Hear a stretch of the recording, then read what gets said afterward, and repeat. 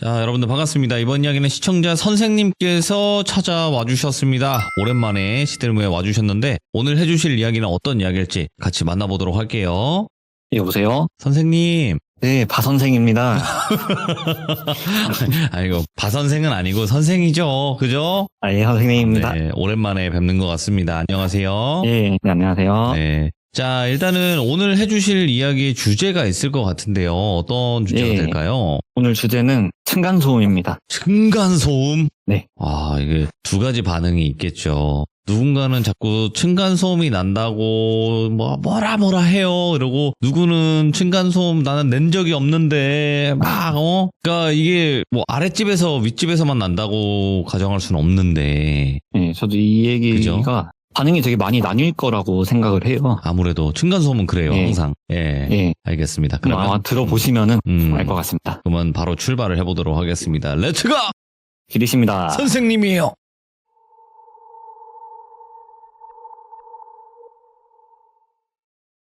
제가 이제 최근에 오래전부터 알고 지내던 친구랑 술자리를 한번 가졌는데요. 제가 좀 최근에 불미스러운 상황이 좀 있었어요. 제가 층간소음 유발자로 오해를 받고 있는 그런 상황이어가지고 어이구. 예? 이 친구랑 술을 마시면서 하소연을 좀 했죠, 이 친구한테. 근데 되게 막 엄청나게 공감을 하면서 듣더라고요.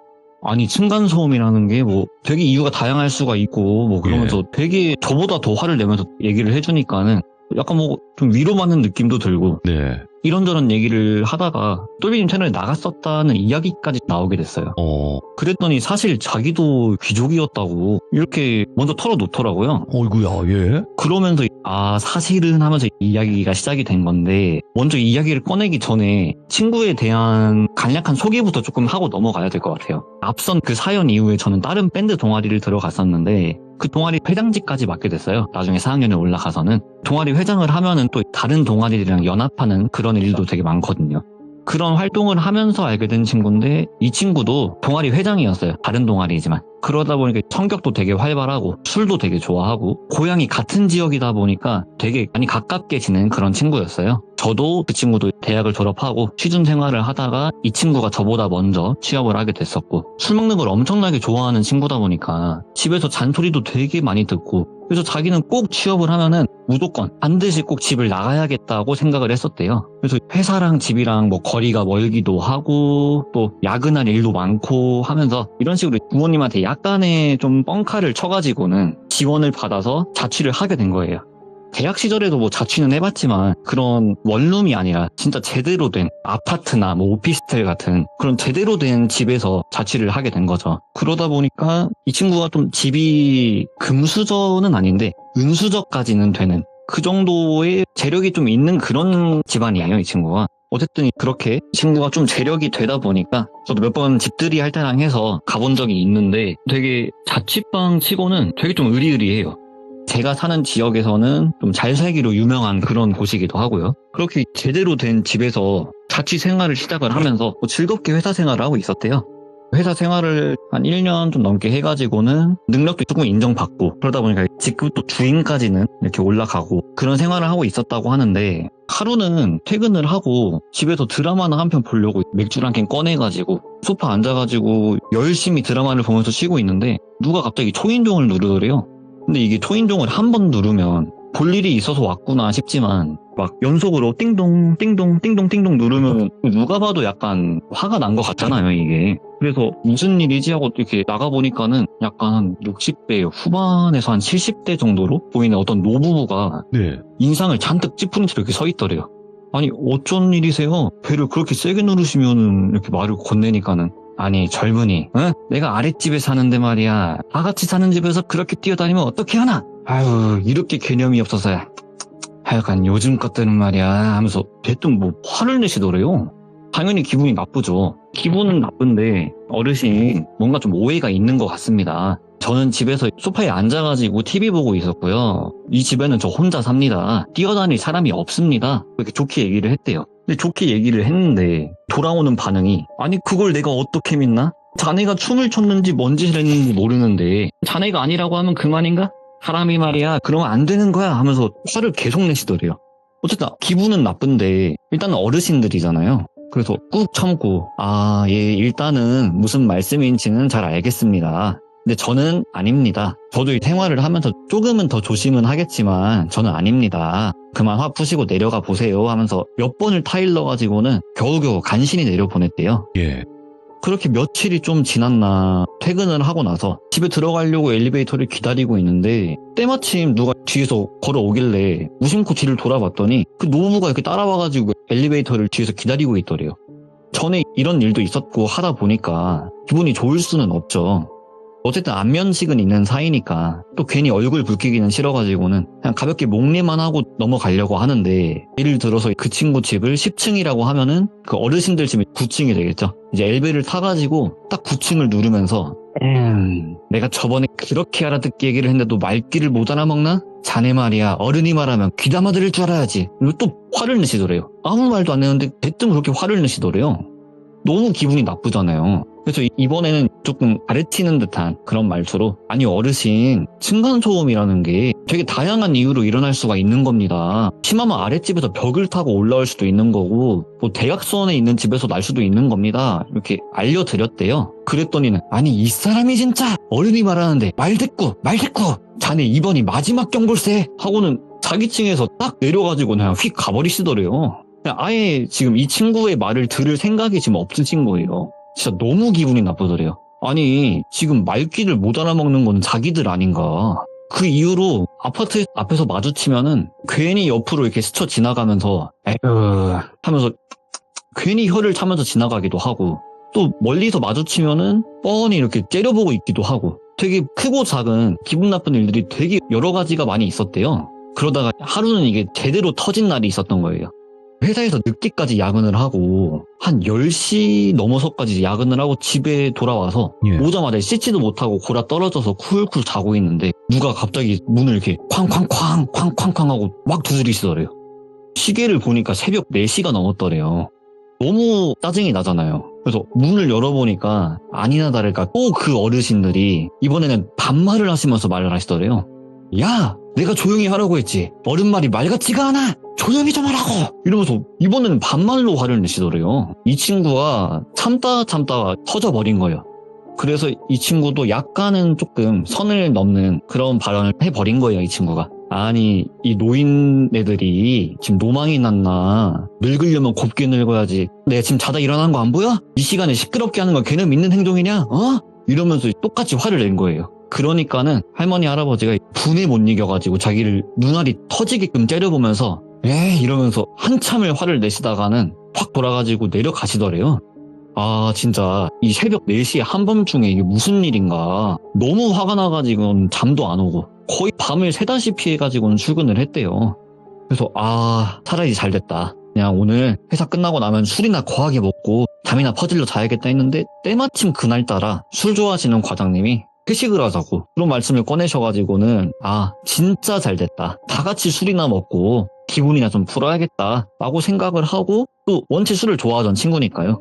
그래서 회식 자리에서 선배들이랑 후임들한테도 좀 하소연도 하고 그렇게 술 자리를 가졌었대요. 근데 이 술을 마시다 보니까 이게 조금 그런 생각이 들더래요. 난 진짜 너무 억울하다. 난 진짜 뛰어다니지도 않았고 무슨 내가 야근을 하고 온 날에도 시끄럽다고 하는데 이게 절대 내가 아닌데 오해받는 이 상황이 나는 너무 싫다. 차라리 내가 진짜 층간소음이 뭔지 한번 보여줘야겠다. 그래서 술자리에서 회사 사람들한테 얘기를 한 거예요. 아니 이러지 말고 우리 집으로 가가지고 술 좀 더 마시자고. 그래가지고 가려고 하는 사람들까지 다 붙잡아가지고는 다 자기 집으로 끌고 가서 집에서 2차 3차를 하게 된 거죠. 그래서 이 대리를 불러가지고는 다 같이 차를 타고 이동을 하는데 집에 다 와갈 때쯤에 후임 한 명이 말을 딱 하더래요. 아니 똘주임님 여기 사세요? 하니까는 맞다고 여기 산다고. 무슨 일이냐 왜 그러냐 하니까는 아니 여기가 집도 비싸고 잘 살기로 유명하잖아요. 이렇게 얘기를 하니까 선배들도 맞다고 원래 똘비가 우리 회사에서도 은수소로 유명하다고. 원래 더 좋은 데 살 수 있는 건데 집단에는 겸손하게 여기 사는 거라고 이렇게 막 웃으면서 놀리기도 하고 그랬더래요. 그래서 집에서 열심히 술을 먹고 집에서 이렇게 회식의 연장선이 좋게 마무리가 되고 그 이후로는 아랫집에서 찾아오는 일이 없었대요. 이게 진짜 층간소음이 뭔지를 한번 보여주니까 이제 조금 말을 알아듣나 뭐 이런 생각도 좀 들고 아무튼 진짜 평화가 찾아왔구나. 그렇게 생각을 하면서 즐겁게 회사 생활을 했대요. 한 달, 두 달 정도 시간이 지났었던 걸로 기억을 한다고 해요, 이 친구는. 필요한 물건이 있어가지고 생필품이 좀 떨어져서 택배로 물건을 좀 시켰는데 어느 날 하루는 집에 가보니까 집 앞에 택배가 없더래요. 근데 이게 한 번 없어지면 좀 누락이 됐나 싶을 수도 있고 약간 배송 과정에 좀 실수가 있었나 싶을 수도 있는데 물건 없어지는 게 한두 번이 아닌 거예요. 택배가 뭐 두 번, 세 번, 네 번 이렇게 막 없어지기 시작을 하는 거예요. 근데 그 중에 어머니께서 반찬 같은 것도 해줘가지고 보내주셨다고 하는데 어머니께서 보내주신 김치나 이런 것들까지 없어지니까 예. 기분이 좀 나쁘기도 하고 그래서 엄마랑 전화를 한번 하다가 사실 뭐 이런 일들이 있다 하고 엄마한테 또 하소연을 한 거예요. 그랬더니 엄마도 아니 요즘 세상이 너무 흉흉하다고 뭐 시대가 어제는 도둑들이 있다고 안 그래도 요즘 엄마 집에도 이렇게 물건이 없어지고 택배 없어지고 그런 일들이 있다고 근데 그 말을 듣는데 뭔가 그 똘비가 촉이 딱 왔대요. 이게 뭔가 근거는 없지만 지금 우리 집에 택배를 훔쳐가는 범인이랑 엄마 집에 택배를 훔쳐가는 범인이 왠지 동일 범인일 것 같다 라는 뭔가 그런 느낌이 딱 왔대요. 그래서 집 앞에 CCTV도 달고 또 택배를 일부러 몇 개를 시켜가지고 미끼를 던져본 거예요. 이렇게 몇 번 시도를 하니까 결국에는 범인 얼굴이 찍혔대요. 범인 얼굴을 이렇게 보니까는 그냥 딱 보니까 바로 알겠더래요. 자기 회사 후임이더래요. 그래서 아니 도대체 얘가 왜 이런 짓을 했나. 그래서 이거를 바로 이렇게 절도로 신고를 해야 되나. 아니면 먼저 얘랑 좀 대화를 해볼까? 그래도 같은 회사밥 먹었던 사람인데 대화를 좀 해볼까 고민을 하다가 다음날 회사 점심시간에 후임한테 저기 옥상 가가지고 남자의 한숨을 좀 쉬자고 이렇게 옥상으로 불러냈대요. 너 왜 그랬냐? 이렇게 물어보니까는 처음에는 발뺌을 하더래요. 무슨 말씀이신지 모르겠다. 그래가지고 딱 이렇게 찍은 영상을 보여주니까 진짜 죄송하다고 바로 이실직고를 하더래요. 그래서 이 친구가 직속 후임이다 보니까 일을 가르치면서 실수하거나 일을 빠뜨린 부분이 있거나 하면은 조금 혼내기도 했었대요. 그래서 자기가 속이 좁아가지고 그 일하면서 혼났던 걸 속에 좀 담아두고 있었다고. 자기가 속이 좁아서 그랬다고. 그래서 한번 그냥 속상한 날도 많았고 했어가지고 한번 골탕 먹여주고 싶어서 그랬던 거다. 절대 다른 의도는 없었다. 절대로 자기는 다른 의도는 없었다라고 어느 정도는 인정을 하면서 다른 의도는 없었다. 가져갔던 물건들도 안 쓰고 그대로 다 모아놓고 있다고. 바로 돌려드리겠다고. 정말 죄송하다고 이렇게 극구 이렇게 사죄를 하더래요. 그래가지고는 아니 그건 그렇다 치고 너 우리 집 엄마 택배도 네가 훔친 거냐고. 우리 엄마 집 주소는 어떻게 알았냐고. 추궁하니까는 그건 진짜 자기 아니라고. 자기는 똘 주임님만 좀 골려주고 싶어서 그랬던 거지. 자기는 모르는 일이다. 내가 똘비 주임님 부모님 집을 내가 어떻게 하냐고. 여기서 거기까지 거리가 얼만데 자기는 절대 아니다. 거기까지 언제 그걸 훔쳐가지고 오냐. 그런 식으로 극구 부인을 또 하더래요. 그래서 듣고 보니까 거기까지 가가지고 훔쳐오는 건 좀 말이 좀 안 되는 것 같기도 하고 그래서 얘를 어떻게 할까 하다가 얘 또 이 친구가 되게 인정은 있는 친구예요. 네. 그러다 보니까 아니 내가 너 몇 번 혼낸 적은 있었어도 네가 업무적으로 실수로 해서 그랬던 거지 내가 널 미워해서 그런 게 아니다. 예. 그래 네가 그래도 혼이 나면서 네가 좀 서운했을 수도 있겠지. 그랬다면 나도 미안하고 대신에 너도 앞으로는 절대 그러지 마라. 같은 회사밥 먹었던 사이니까 한 번은 넘어가는데 이번이 처음이자 마지막이다. 그래도 너도 한 소리 들었다고 마음에 담아둘 게 아니라 또 거기서 배우려고 해야 되는 거라고 막 이런 식으로 혼내면서 한번 알려준 거예요 이 친구한테. 그리고 나서는 진짜로 그 노무부가 찾아오는 일도 없고 택배가 없어지는 일도 없고 진짜 찐 평화가 찾아온 거구나 생각을 하면서 즐겁게 또 회사 생활을 하고 있었대요. 모든 사건이 해결이 됐구나 생각을 하고 그러다가 또 술 좋아하는 과장님이 또 한 번은 회식을 하자고도 말씀을 하시더래요. 저번에는 그런 사건들이 있었으니까 기분이 나빠서 술 먹고 풀려고 회식을 참여했지만 모든 사건이 풀렸으니까 기분이 좋잖아요 이번에는. 그래서 이번엔 또 기분 좋아가지고 회식에 또 참석을 한 거예요. 또 회식에 참석을 해서 열심히 술을 먹고 집에 돌아와가지고는 현관 비밀번호를 이렇게 몇 번 틀리고 있었대요. 약간 몸이 비틀비틀거리니까. 그래서 왜 이렇게 비밀번호가 안 눌리냐 하면서 다시 누르려고 몸을 가다듬고 있는데 누가 뒤에서 자기 어깨를 딱 잡더래요. 그래가지고 뭐야 하면서 뒤를 돌아보니까는 그 후임이더래요. 또 이제 그런 일이 있었잖아요. 이 친구한테 이실직고를 다 듣기도 했었고 스스로 인정도 했었고 그래서 너 또 여기서 뭐 하는 거냐고 말이 좋게 나올 수가 없죠 당연히. 그랬더니 이 후임이 딱 반말을 까더니 이 먼발놈아 하면서 얘기를 하더래요. 그래서 너무 어이가 없어가지고 야 너 지금 뭐 하는 거냐고 여기서 뭐 하냐고 그러니까 네가 감히 나한테 부모님 같은 분한테 말을 그따위로 해? 너랑 누구 이렇게 회사 사람들 이름을 딱딱딱 부르면서 그때 입던 새들 내가 다 똑같이 만들어줄 거야 이러더니 안주머니에서 칼을 꺼내더래요. 그러면서 으아 하면 소리를 지르면서 자기한테 달라드는데 취해서 또 몸은 비틀거리는데 몇 군데 베이고 찌고 하긴 했지만 어이구야. 그래도 되게 위험한 부위를 다치진 않았었대요, 다행히. 그래서 비틀거리는 몸 상태로 겨우겨우 온몸으로 그 후임 팔을 부여잡고 막 막아내면서 사람 살려요! 사람 살려요! 하면서 소리를 지른 거예요. 여기 미친놈이 있다고. 당연히 아파트 현관 입구니까 소리를 지르면 경비원도 올 거고 마을 주민도 다 나올 수밖에 없죠. 그래서 감사하게도 그 마을 주민들이 신고를 해주셔가지고 생명의 지장은 없이 사건은 해결이 됐대요. 이게 좀 급하게 마무리는 조금 됐는데 나중에 좀 조사를 하면서 예. 추궁을 하니까는 알게 된 사실이 이 친구가 그 후임을 많이 아꼈었대요, 사실. 어릴 때 부모님이 사고를 당하셨어가지고 일찍 돌아가셨대요. 그래서 할머니, 할아버지 밑에서부터 살았다고. 그런 가정사가 좀 안타까워가지고 많이 챙기기도 했었다고 하는데 가르치면서 혼내는 일도 많이 있었지만 혼내고 나면 꼭 따로 불러서 커피라도 하나 사주고 밥이라도 한 번 더 사주고 또 뭐 카톡으로라도 마음에 담아두지 말라고 좋은 말이라도 하나 건네주고 예. 그런 식으로 달래주기도 하고 했었다고 해요. 근데 이 친구는 이걸 또 마음에 꼭 담아두고 있었던 거고. 근데 알게 된 사실 중에 하나가 그 후임의 할머니, 할아버지가 똘비 아래층 노부부였던 거예요.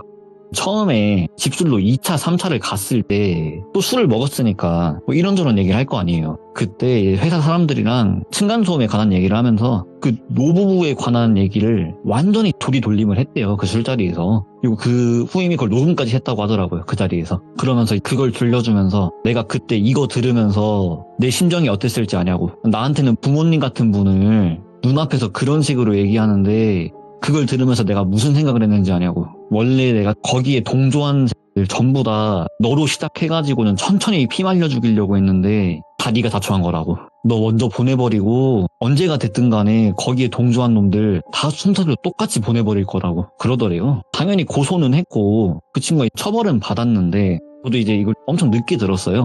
나중에 듣다 보니까 이 친구가 집행유예 3년 나왔다고 하더라고요. 집행유예로. 들으시는 분들이 칼집을 했는데 집행유예라고 하니까는 조금 의아하실 수도 있는데 이게 범행을 저지르러 오기 전에 네. 술을 한 잔 걸쳤대요, 이 친구가. 그래서 술을 한 잔 먹었고 또 들고 온 칼이 식칼이나 이런 게 아니라 그 접었다 폈다는 그 면도칼이 있잖아요. 예. 그걸 가지고 왔었대요. 그러니까 이걸 가지고 사람을 어떻게 죽이냐. 다치게 할 뿐이지 이것만 가지고 사람을 어떻게 죽이냐. 그냥 난 처음부터 혼내줄 생각이었던 거다. 그리고 위험한 곳은 안 해치지 않았냐. 예. 뭐 사람의 뭐 급소라든지 그런 위험한 부분은 내가 안 다치게 하지 않았냐고. 그게 받아들여져가지고 집행유예 나왔다고 하더라고요. 사건이 다 끝나고 나서 한참 시간이 지나고 난 뒤에 마음을 다잡고 회사 생활을 하려고 하고 있는데 한참 뒤에 모르는 번호로 또 연락이 한번 왔었대요. 그래서 딱 받아봤는데 자기가 누구라고는 밝히지 않았지만 딱 알겠더래요. 목소리 들으니까 바로 알겠더래요. 기다리고 있으라고. 예. 시간 충분히 끝나고 나면은 반드시 너네 찾아갈 거라고. 예. 내가 너네 부모님 집 주소랑 내가 다 어디까지 깔았는지 너네 모르지 않냐고. 내가 반드시 찾아갈 거라고. 그래서 마음을 원래는 다 잡고 회사를 좀 다녀보려고 했는데 못 다니겠더래요. 이게 퇴근하려고 해도 갑자기 뒤에서 이렇게 차로 받아버리진 않을지. 퇴근하고 집에 들어가면 그 아랫집 노부부가 또 그 손주잖아요. 그러니까 그 노부부가 보복한다고 찾아오진 않을지. 또 길거리를 돌아다니려고 하면은 갑자기 뒤에서 이렇게 덮치진 않을지. 온갖 상상이 많이 들어가지고는 뭘 할 수가 없더래요. 그래서 그냥 집도 다 빼버리고 회사도 그만두고 엄마 집도 다 얘기해가지고는 엄마 집도 팔고 다 같이 이사도 가고 휴대폰 번호 바꾸고 그랬다고 하더라고요.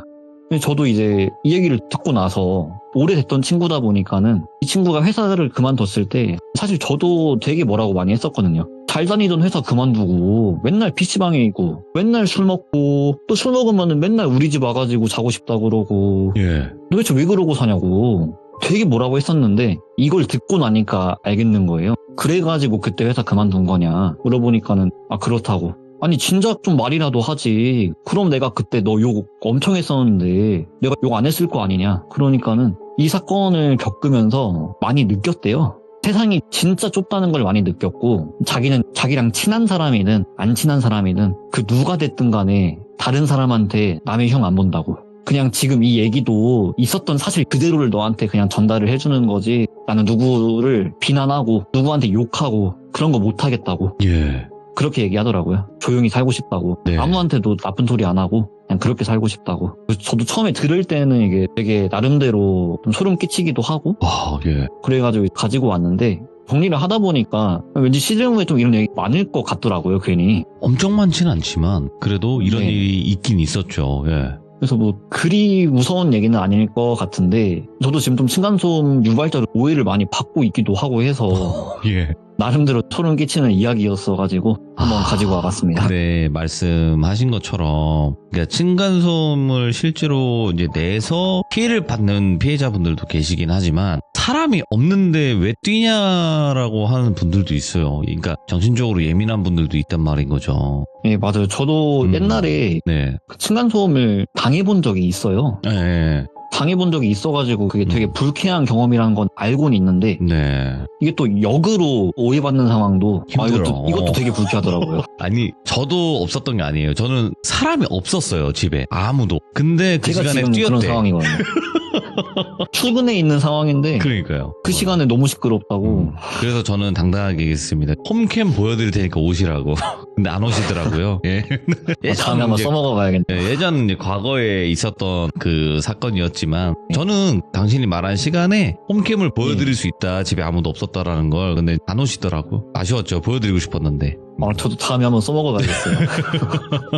그래서 이게 진짜 애매하긴 해요. 왜냐면 오해를 받기도 쉽고 네. 성질 내기도 쉽고 굉장히 층간소음이라는 게 예민한 부분이라서. 저도 이걸 처음에 이야기를 들으면서 네네네. 누구 하나 잘했다 잘못했다를 가리기가 맞아요. 너무 어렵더라고요. 맞습니다. 그래도 서로 조심하다 보면 좋은 세상이 오지 않을까요? 아유, 오늘 선생님 너무너무 감사드립니다. 고마워요. 네, 감사합니다. 네, 고맙습니다. 네. 자, 이번 이야기는 시청자 다다님께서 이야기를 들려주실 겁니다. 오늘 다다님께서 처음으로 참여를 하시는 분이고요. 자, 그러면 바로 만나보도록 할게요. 여보세요? 다다님. 네, 안녕하세요. 이거 얼마나 떨려. 이게 처음에 이게 살짝 주눅 든 느낌. 이 느낌이 있어요. 네. 그냥, 이 사람한테 그냥 다 얘기하자. 편하게 얘기하고, 뭐, 좋으면 좋은 거고 말면 많은 거지. 이렇게 생각을 하면 가장 좋습니다. 아시겠죠? 알겠습니다. 네. 자, 오늘 다다님께서 시대무에 와주신 거는 글쎄요, 이게 좋은 일로 저희 방송을 찾아와 주시는 분들은 많지는 않습니다. 네, 그렇죠. 그래서 대부분 섬뜩하거나, 아니면 기묘하거나 또 여러 가지 그런 일들을 겪어서 이렇게 찾아오시는데 오늘 해주실 이야기는 바로 이야기를 시작하면서 시청자분들께 이런 이야기다라고 한번 들려주는 것도 좋을 것 같아요. 네. 알겠습니다. 그러면 바로 출발을 해보도록 할게요. 렛츠고! 일이 있습니다. 다다예요.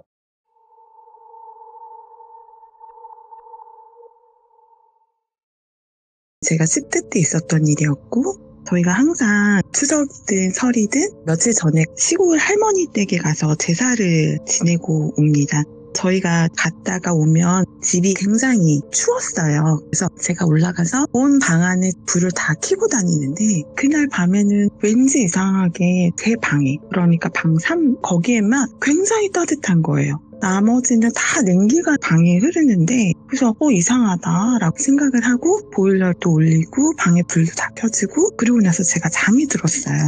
너무 피곤하니까 온 가족이 모두 다 잠이 든 거죠. 근데 어느 순간 너무 소란스러운 거예요. 제가 자고 있는데 저는 참고로 영화를 보는 사람은 아닙니다. 전혀 볼 수 없고 느낄 수 없는 사람인데 너무 소란스러운 거예요. 그래서 제가 눈을 이렇게 떴는데 제가 길 한복판에 누워있는 거예요. 그래서 나 가위 눌린 건가? 라고 생각을 하고 굉장히 막 주변을 두리번 거리고 있는데 정말로 차도 위에 제가 무슨 판자 같은 데 위에 올라가서 누워있는? 근데 몸이 그냥 가위에 눌렸다고 느껴지는 것 같았어요. 너무 무서운 거예요. 그래서 덜덜덜 떨고 있는데 몸이 안 움직여지는 거예요. 근데 제가 분명 방에서 잤던 거를 기억하니까 여긴 밖이 아니고 여기 내 방인데? 라는 생각이 계속 들더라고요. 그러더니 사람들의 얼굴을 쳐다봤는데 얼굴이 안 보여요. 모두 다 그냥 눈, 코, 입이 없는 상태로 사람들이 막 시끄럽게 하면서 돌아다녀요. 아마도 제가 사람들이라고 표현하고 있지만 귀신이었던 것 같아요. 그래서 몸이 안 움직여서 너무 두렵고 무섭고 막 그런 상태인데 어떤 아주머니가 이 아가씨가 왜 여기 길가에 이렇게 누워있어? 이러면서 제 다리를 들어서 저쪽으로 이렇게 던지듯이 치우는 거예요. 그러니까 가위에 풀렸어요. 그래가지고 너무 무서워가지고 벌떡 일어났어요. 벌떡 일어나서 저도 모르게 중얼중얼거리면서 그때 추웠는데 창문이랑 방문을 다 열면서 너무 시끄러워요. 나가주세요. 그랬어요, 제가. 그리고 나서 제가 너무 덜덜덜 떨면서 무섭다고 생각했는데 그날 너무 피곤했으니까 침대에 다시 누웠던 거죠. 그랬더니 문과 창문으로 빠져나가는 듯한 느낌이 드는 거예요. 그래서 이게 뭐지? 라고 했는데 그날 그러고 나서는 제 방에 온기가 없어지더라고요. 그래서 저는 아직도 이게 사람인지 아니면 영가들인지는 잘 모르겠는데 그날 제 방에서만 일어났었던 일이에요. 근데 왜 저한테만 이렇게 느껴졌을까? 그날 제 방에 있었던 그 온기는 무엇이지? 아직도 좀 의문이 들어요. 그리고 추가적으로 얘기하면 제가 방 3에서 자고 막내 동생이 방 1에서 잤거든요. 근데 그날 똑같은 귀신을 같이 동시에 봤어요. 얼굴이 화상으로 막 상처가 덕지덕지 있는데 눈만 하얀 그런 얼굴을 가지고 있는 남자 귀신인데 제 침대 밑에서 쑥 올라오더라고요. 그러더니 막 혀를 날름날름거리면서 저한테 다가와서 계속 이렇게 치근덕거린다고 해야 되나요? 막 이렇게 징그럽게? 너무 무서운 거예요. 그래서 절로 가 막 이러고 있는데 그 영가가 계속 올라와가지고 제 살에 닿는데 그 살에 닿는 느낌이 들어요. 그래가지고 너무 싫다고 그러면서 어떻게 하다가 움직이게 됐는데 얼굴을 찼어요, 제가. 그 귀신을. 그래가지고 너무 무서워서 아악 하고 소리를 질렀는데 10분 후에 제 동생 방에서 아악 하고 소리가 나는 거예요.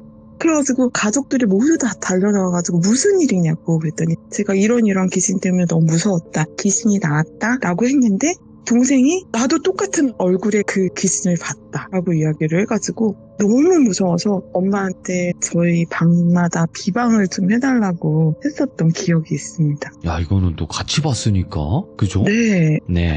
한 가지 더 집과 관련돼서는 물건. 물건. 이 집에 1층에서 살고 있어요, 제가 지금.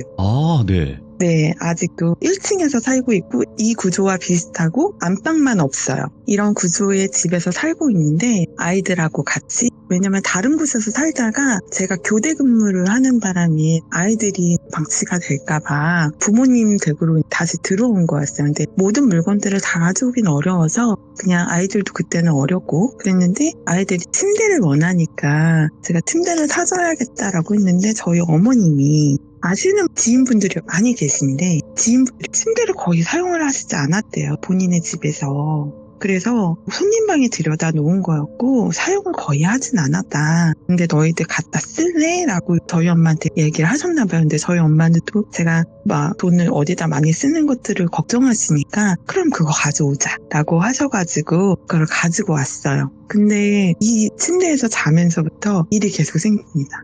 처음에는 둘째인 아들이 잤는데 아들이 자다가도 벌떡벌떡 일어나서 엄마 나 너무 무서워 라고 하면서 제 옆에 와서 자요.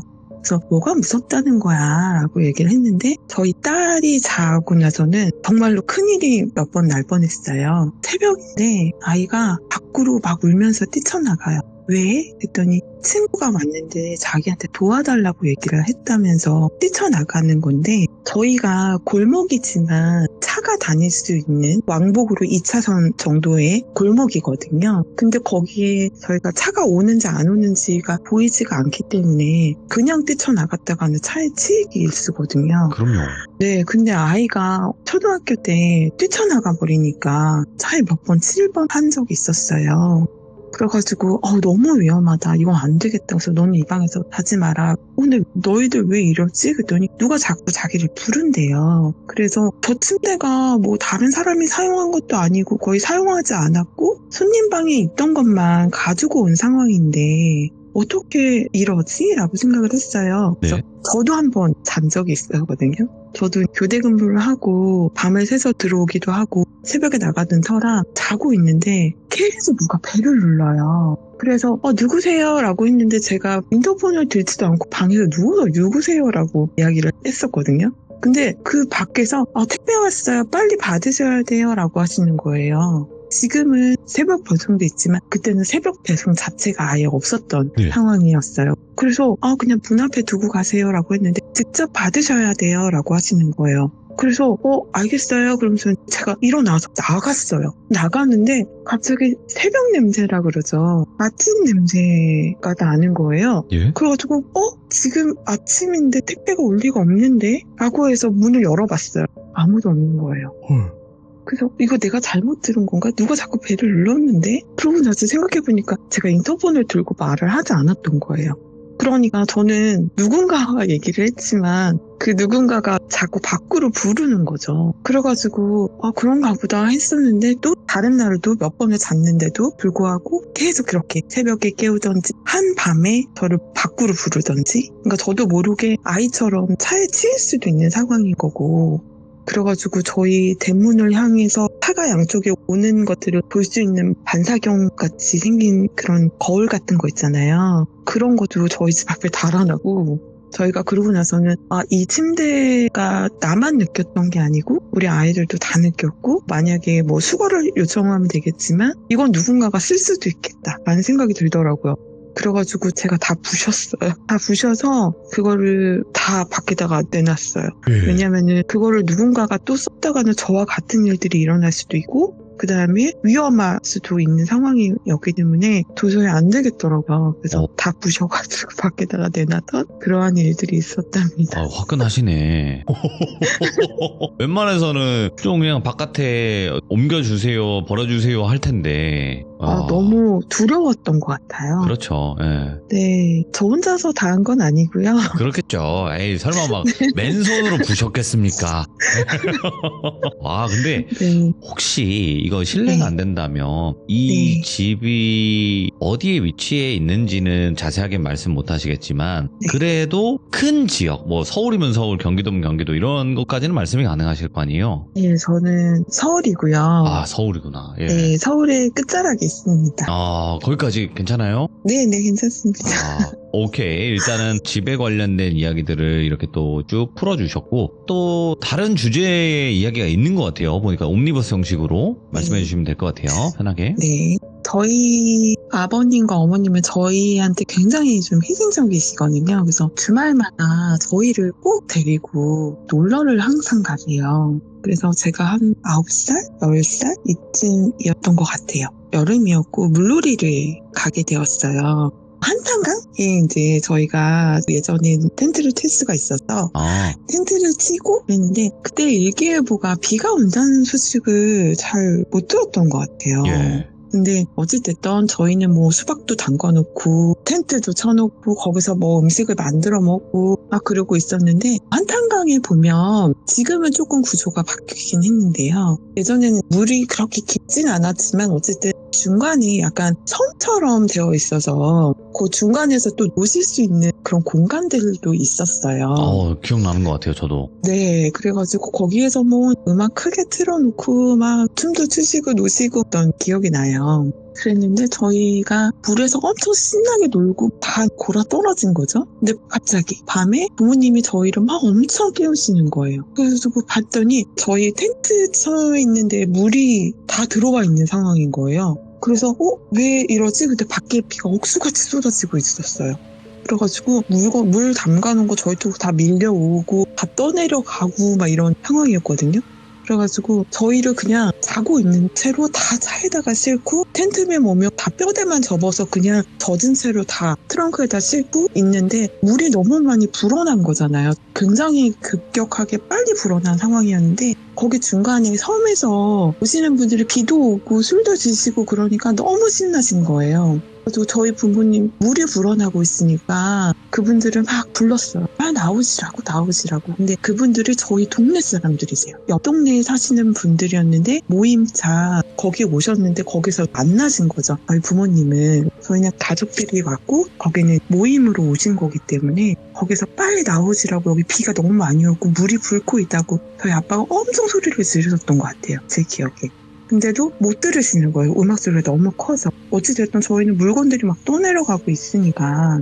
그래서 저희는 출발을 했어요. 출발한 지 얼마 안 됐는데 비가 너무 억수같이 쏟아져서 와이퍼를 아무리 움직여도 앞이 잘 안 보일 정도로 비가 많이 온 상황이었거든요. 근데 제가 화장실을 가고 싶다고 떼를 쓰기 시작한 거예요.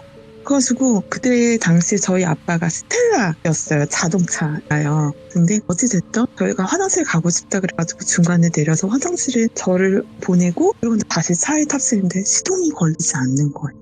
그래서 아무리 시동을 걸려고 해도 절대 안 걸리고 저희가 정말 꼼짝없이 정말 길에서 자게 생긴 거예요. 그래서 주변에 막 공업사도 전화하고 막 계속 얘기를 했는데도 아무도 오지 못하겠다라고 했고 가까이 교회 하나가 있었어요. 근데 저희 부모님은 또 교회를 믿으시는 분들도 아니고 하니까 거기에 들어가서 자기가 좀 불편하다라고 하셨는데 거기서도 아무한테나 문을 허락해 줄 수 없다고 얘기는 하시긴 했거든요. 그래가지고 어떡하지 그러다가 저희 아빠가 예전에 해외 전쟁에 참여하셨다가 지금은 그걸로 인해서 방해 등급을 받으시고 계신 상황이시거든요. 아, 예전에 전쟁 나가셨다가. 네네네. 그래서 나이가 좀 있으셔서 그래가지고 네, 참전용사. 네, 그래서 머리가 조금 앞에가 좀 없으신 편이에요. 예. 근데 길에서 자동차들을 막 잡았는데 아무도 안 세워주시고 저희 아빠를 오히려 피해서 도망가시는 거예요, 차가. 네. 그래서 거기서 한 2시간을 넘게 저희 아빠가 계속 팔을 흔들면서 세워달라고 했던 것 같아요. 근데 군부대 차량 하나가 지나가다가 다시 후진을 해주시더라고요.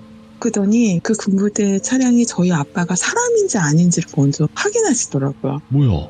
그래서 왜 그러나 했더니 여기에서 차를 안 세워준 이유는 여기서 홀리시는 분들이 굉장히 많으시대요. 네, 그 도로에서. 그래서 그 군인이신 그분도 절대 안 세워주시려고 지나갔는데 저희 아빠를 보고 자기 아버님이 생각이 나대요. 그래가지고 이렇게 세워주셨던. 그래서 저희 차가 시동이 안 걸린다 그랬더니 점프를 해주셨어요. 네. 그래가지고 너무 감사하다. 저희 아빠가 그때부터는 지금부터는 화장실 가고 싶어도 싸 그러면서 정말로 거기서 정신없이 달려온 것 같아요. 네. 그리고 나서 저희 차고에다가 차량을 넣고 그러고 나서 저희가 모두 다 그냥 굴러떨어져가지고 아침에 일어났는데 아침에 차량 상태를 보니 네 바퀴가 모두 다 펑크가 나 있는 상태였어요. 그리고 휠이 바닥에 닿아 있는 상태였어요. 네 바퀴가. 네. 그 상태로 집에 어떻게 맞는지 모를 정도로 그렇게 하고 달려왔는데 네 바퀴가 모두 다 펑크가 나 있었고요. 거기서 노신던 분들은 안타깝게도 모두 다 사망하셨습니다. 그러니까 이게 뭔가 자연이 정말 무섭긴 한데 우리가 일반적으로 이렇게 물놀이나 이런 데 갔을 때 사고가 그렇게 쉽게 나진 않잖아요. 네, 맞아요. 그렇게 쉽게 나진 않아요, 생각보다. 네. 근데 그 군인분들도 그랬고 거기서 지나가다가 사람을 봐도 절대 안 세워준다라는 얘기가 있을 정도로 얼마나 귀신이 많이 나왔으면 그런 그래서, 이야기도 하셨을 거고. 네, 그래서 그 군인분이 여기서 그 여자분이 많이 세우거나 네. 흰 옷을 입은 분이 많이 세우는데 이렇게 섰다가는 정말로 홀려서 정신을 못 차린다라고 이야기를 해주셨던 분이셨어요. 근데 아버님이 생각나서 정말로 세워주셨다고 너무 감사해서 저희가 모두 다 너무 감사하다고 몇 번이고 인사했었던 기억이 나요. 저희 엄마도 막 내려서 너무 감사하다고 그렇게 이야기를 하셨군요. 야, 아니 웬만하면 세워서 무슨 일이 있으세요? 하면 직접 못 도와주더라도 뭐 신고라도 해주던지 좀 이런 느낌으로 갈 수가 있는 건데. 야. 막 차가 너무 피해 가시더라고요. 저희 아빠를 막 차선을 넘어서도 막 피해 가시더라고요. 그래서 저렇게까지 할 일인가? 이러면서 조금 세워주시지 막 이랬었는데 와 진짜 그날은 제가 화장실 간다고 했었던 게 얼마나 원망을 들었는지. 그렇죠. 근데 한탄강 그쪽은 제가 정확히는 모르겠지만 거기도 뭔가 좀 센 지역인 것 같긴 하네요. 그쪽도. 네. 그래서 그분들은 저희 옆 동네에 계신 분들이었는데 안타깝죠. 저희가 네. 거의 상류 쪽에 있었는데 다 하루에서 발견되셨다고 하시더라고요. 모래 떠내려가셔서. 네. 아이고 참. 우리 시대르모에서도 이제 물놀이 사고라든지 이런 걸로 여러 가지 일들이 많았었고, 그리고 다다님이 오늘 집에 관련된 이야기 하나, 그리고 한탄강으로 놀러 갔을 때 겪었던 또 이야기 이렇게 하나 해서 두 가지 이야기를 들려주셨는데 너무나 잘 해주셨다라고 말씀을 드리겠습니다. 네, 감사합니다. 네, 너무너무 고마워요. 감사합니다, 다다님. 네, 들어가세요. 네. 자, 오늘은 전혀 다른 주제의 이야기가 이제 두 가지로 옴니버스 형식으로 이렇게 말씀을 해주셨는데, 첫 번째 이야기도 그렇고 두 번째 이야기도 그렇고 되게 섬뜩하게 포인트를 잘 찝어서 이야기를 들려주신 것 같아요. 저희 지금 시들무 제보해볼까 하시는 분들도 많이 계실 텐데 제보해주시길 바라겠습니다. 시청해주신 모든 분들 감사드립니다. 고맙습니다.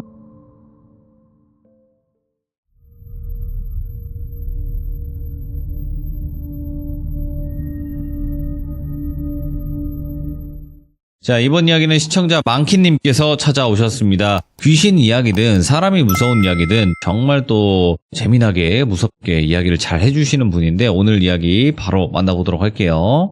안녕하세요. 망키님, 네, 안녕하세요, 돌비님. 늦은 밤까지 기다려주셔서 감사드립니다.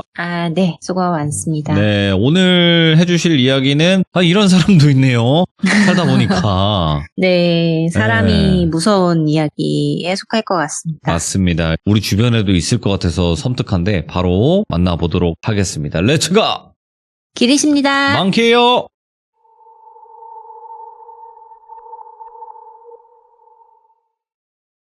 오늘의 주인공 똘순이는 미술품을 사랑하는 고객이십니다. 스타트업을 내시고 성공을 하신 자수성가한 여성이신데 지금은 40대이시고 네. 30대에 일어났었던 일들을 좀 해드리려고 해요. 이분이 스타트업을 내신 지 얼마 안 됐을 때 일에 미쳐서 결혼은 못 하셨었대요. 네. 그리고 그때 집값이 서서히 오를 때쯤에 집을 매입하게 됩니다. 어이구야. 좋은 타이밍에. 근데 좋은 타이밍인데 이 아파트가 교육의 중심지, 아이고야, 어딘지 알아요. 부자 동네인 그곳입니다. 예. 그래서 거기가 되게 낙후된 아파트들이 많아요. 그래도 몇십억 하는 동네잖아요. 네, 맞아요. 그래도 나름의 큰 평수로 매입을 해서 안에 내부를 싹 다 인테리어를 마치고 입주를 합니다. 네. 솔직히 돌순이는 부모님이 뭐 부자는 아닌데 두 분 다 공무원 출신이셔서 연금을 받으며 살고 계시고 예. 부모님을 부양하지 않아도 되는 그런 점이 있었고, 돌순이 스스로 성공을 해서 나는 결혼을 해서 교육의 중심지에서 꼭 살아야지, 이 꿈이 있었대요. 예. 그래서 솔직히 늦었지만 결혼정보회사에서도 가입을 했고, 나이가 좀 흠이었지만 외모나 뭐 자산 규모, 직업에서는 꽤 좋았기 때문에 선자리도 계속 들어왔었대요. 오. 그리고 집을 매입하고 인테리어 공사도 끝나고 겨울이 거의 끝나갈 때쯤에 입주를 했대요. 그리고 집의 내부가 너무너무 예뻤대요. 들어가면은 옆에 걸려있는 작은 그림들 위에 조명들이 켜져 있고, 뭐 화이트와 오크톤으로 이루어진 깨끗한 실내, 오. 뭐 침대방, 드레스룸, 집에서도 일할 수 있게 꾸며놓은 현대식 서재, 되게 예쁜 집이었대요. 누가 봐도. 이제 똘순이는 낙후된 아파트라서 뭐 주차가 되게 난이었는데 그래도 이 곳이 너무 좋았대요. 역세권이기도 하고 상권도 너무 좋고. 근데 입주민들이 오랫동안 살아오신 분들이 많았대요. 그래서 새로 이사온 똘순이한테 관심이 되게 많았었대요. 몇 호 여성이 이사 왔다대? 이러면서 막 관심 보이고, 새로 이사 오신 분 맞으시죠? 이러면서 되게 많이 관심을 보였대요. 근데 특히 옆집 여성분이 되게 잘해주셨대요. 이분은 좀 나이가 있으셨대요. 한 40대 중후반 정도 되신 분이라서 옆집 언니라고 칭할게요. 오. 이 언니랑은 한 8살에서 10살가량 차이가 나지만 뭐 결혼을 좀 일찍 해서 자녀는 이미 군대에 간 상태이고 현재 남편은 장기 출장을 간 상태라 혼자 사는 이 기분이 적적하니까 친하게 지내고 싶다 하면서 다가오신 거예요. 똘순이도 일 때문에 너무 바빠서 집에 밤 늦게 들어오고 그래서 자주 보진 못했는데 주말에 뭐 장 보러 같이 가자 하기도 하고 뭐 서로 나눔하면서 박스 안에 장 본 거 좀 나눠주는 것도 해주고 그렇게 소소하게 잘 지냈대요. 근데 옆집 언니는 살림을 한 지 20년이 훌쩍 넘었기 때문에 나름 베테랑이지만 똘순이는 솔직히 나이만 먹었지 일만 하느냐고 살림에는 역광이었대요. 뭐 세탁기나 뭐 냉장고는 누구보다 신형이지만 식재료가 다 곰팡이 필 정도고 바닥은 나름 깨끗한데 정리정돈이 잘 되어 있지 못하고, 책상에는 종이들이 막 날아다니고 있고, 화장대에는 화장솜, 면봉들이 막 계속 쌓여 있고, 그리고 세탁도 엄청 밀려 있었대요. 그래서 이러면 안 되겠다. 그냥 내가 청소부를 고용하자라는 생각이 들었대요. 그래도 너무 다행이었던 건 음식을 집에서 잘 안 먹으니까 벌레가 꼬이진 않았대요. 그래서 청소하시는 분을 고용을 했고, 뭐 기중품 분실 여부 때문에 중요한 서류나 이런 물품 같은 거는 금고에 넣어놨대요. 그러고서는 수요일이나 일요일 이렇게 2번 청소해 주시게끔 이제 이야기를 해놓은 거죠. 그래서 이제 청소해 주시는 분도 오시니까 집도 나름 깨끗해지고 쾌적한 집이 된 거예요. 그래서 친구들도 불러서 집들이도 할 수 있겠다 했는데, 옆집 언니가 자주 집에 오기 시작했대요. 한참 했는데 너 생각나서 좀 더 했다. 또는 집이 너무 깨끗해졌는데 어떻게 관리를 하고 있는 거야? 이러면서 가정부 나도 고용할까? 막 이런 얘기도 하고, 역시 돈이 많으니까 이런 것도 하는구나 이러면서 막 되게 부러워하고 그랬대요. 근데 청소하시는 분이 사모님 가끔 벌레가 보일 때가 있다고, 제가 보이는 거는 다 잡기는 하는데 패치 같은 거 좀 붙여놓으면 좋을 것 같고, 뭐 음식 드시거나 하면은 좀 바로바로 치우는 게 좋을 것 같다, 이렇게 이야기를 하더래요. 그래서 여름이라서 낡은 집에 들어오는 건가? 배관 타고 이렇게 들어올 수도 있겠다 싶었대요. 근데 똘순이 집이 아무리 낡았어도 무너져가는 집도 아니고 층수도 나름 고층이었대요. 10층이었는데 벌레가 어떻게 들어오지? 싶어가지고 옆집 언니한테 전화로 물어봤대요. 언니 혹시 집이야? 나 물어볼 거 있는데 언니 집 가도 돼? 이렇게 물어보니까 언니가 아니야 우리 집 오지 마. 난장판이라서 내가 10분 뒤에 너네 집 갈게. 이러고서는 전화를 끊었대요. 근데 똘순이가 언니 집은 이상하게 방문한 적이 없었고, 언니가 자꾸 자기네 집을 온 거예요. 그래서 그날도 여김없이 자기네 집으로 왔대요. 언니가 이제 왔으니까 싱가포르에서 출장 갔을 때 사온 비싼 커피, 그다음에 뭐 수제 쿠키를 플레이팅하고 언니를 기다리고 있었대요. 언니가 오더래요. 근데 오늘도 여김없이 너네 집은 진짜 너무 깔끔해 이러면서 그림도 한번 만져보고 소파도 막 눌러보고 뭐 이러면서 칭찬을 하더래요. 똘순아, 커피는 이런 거는 되게 비싸 보이는데 어디서 사는 거야? 너는 사업하는 애라서 그런지 먹는 것도 다르다. 이런 얘기를 하더래요. 되게 칭찬을 해주는 거잖아요. 그래서 똘순이가 뭐 징그럽게 왜 그래 이러면서, 아직 시집도 못 갔는데 혼자 살아야 될 것 같아 이러면서 장난을 쳤대요. 그러고서는 그냥 커피 마시다가 본격적으로 이야기 나눈 게, 이 아파트에 벌레가 좀 많은 것 같다. 언니 집도 그러냐? 이거 막으려면 어떻게 해야 될까? 세스코라도 불러야 될까? 이런 얘기를 주고받았대요. 그러니까 언니가 가끔씩 우리 음식물 처리장 가면은 뭐 여름이라서 바퀴벌레가 이렇게 있기도 하고 날벌레들이 배관 타고 들어올 때가 있다. 여름만 그러니까 뭐 하수구망도 해놓고 이러면 되지. 그렇게 방역업체 부를 정도는 아니다. 이렇게 얘기를 하더래요. 그래 뭐 비싼 동네지만 뭐 음식물 쓰레기 주변에는 항상 벌레가 꼬이니까 어쩔 수 없겠다 싶어서 바퀴벌레 약을 구매해야겠다 싶었대요. 그래서 언니한테 이렇게 얘기하는 게, 언니 근데 나는 아무리 봐도 바퀴벌레가 세상에서 제일 무섭고 싫어. 소름 끼쳐. 이거 나는 진짜 손으로도 못 잡아. 이런 얘기를 했대요. 그러니까 언니가 무서운 거 하나도 없는 줄 알았는데 벌레도 못 잡고 애네 이러면서 언니가 그냥 좀 놀렸대요. 그냥 농담을 이렇게 주고받은 거죠. 그렇게 언니랑 이렇게 티격태격하면서 좀 친분이 쌓일 때쯤에 돌순이는 결혼정보회사에서 만난 남자와 첫 연애를 시작하게 돼요. 연애를 진짜 한동안 안 했다가 처음으로 연애를 시작한 거죠. 똘순이보다 나이는 좀 있었지만 교육직이고 뭐 반무태 안경이 참 잘 어울리는 조용조용한 남자였었대요. 근데 똘순이가 인생에서 일이 한 70%면 연애는 10%, 쉬는 게 겨우 한 잠자고 밥 먹고 하는 게 20% 정도였대요.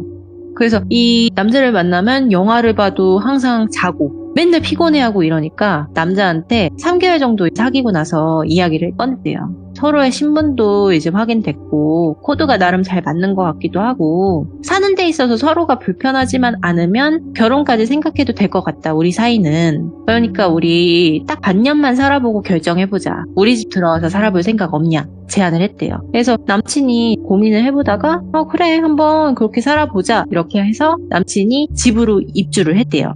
다행히 남친이 수도권 쪽에 학교가 직장이라서 지하철역이 가까우면은 어디든 다닐 수 있었기 때문에 돌순이네 집에 들어와도 직장도 무리가 없고 나름 집도 넓고 흔쾌히 그렇게 살아보자 이러면서 결정이 난 거죠. 근데 직업적으로 이런 특성을 가졌는지 모르는데 돌순이는 사업가고 남친은 교육직이잖아요.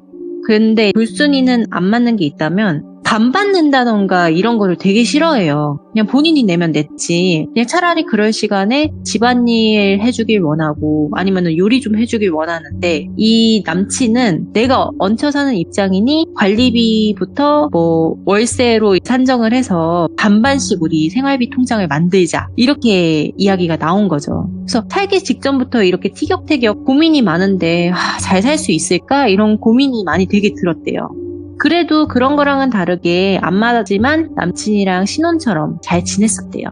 그리고 남친이 돌순이가 못하는 정리정돈을 잘하는 편이라서 좀 집이 나름 깨끗했대요. 청소하시는 분이 안 오셔도. 그리고 뭐 요리도 좀 잘 해주고 청소하시는 분이 일하러 올 때는 남친이 집에 있으니까 이제 분실의 위험도 없고 이런 소소한 삶이 너무 좋았대요. 그러면서 이 옆집의 언니가 자주 안 오기 시작한 거죠.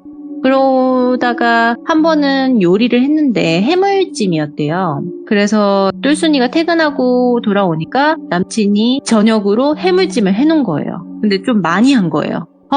너무 감동이긴 한데 이 요리를 자랑하고 싶다 이런 생각이 들어서 조금 담아서 옆집 언니한테 갖다 주자 해서 언니가 나 못 먹었을 때도 잘 챙겨줬으니까 언니한테 줘야겠다 해서 예쁘게 담아가지고 언니한테 갔대요. 연락을 했는데 안 받아서 배를 누른 거죠. 근데 반응이 없더래요. 그래가지고 봉투에 넣어가지고 문고리에 걸어놓고 문자를 남겼대요. 언니 내 남자친구가 해물찜 만들었는데 너무 맛있어서 따뜻할 때 챙겨 먹으라고 이렇게 문자를 남겨놓은 거예요. 네. 근데 하루가 지나도 답이 없더래요. 그리고 다음날 출근을 하는데 문고리에 봉투는 사라져 있었대요.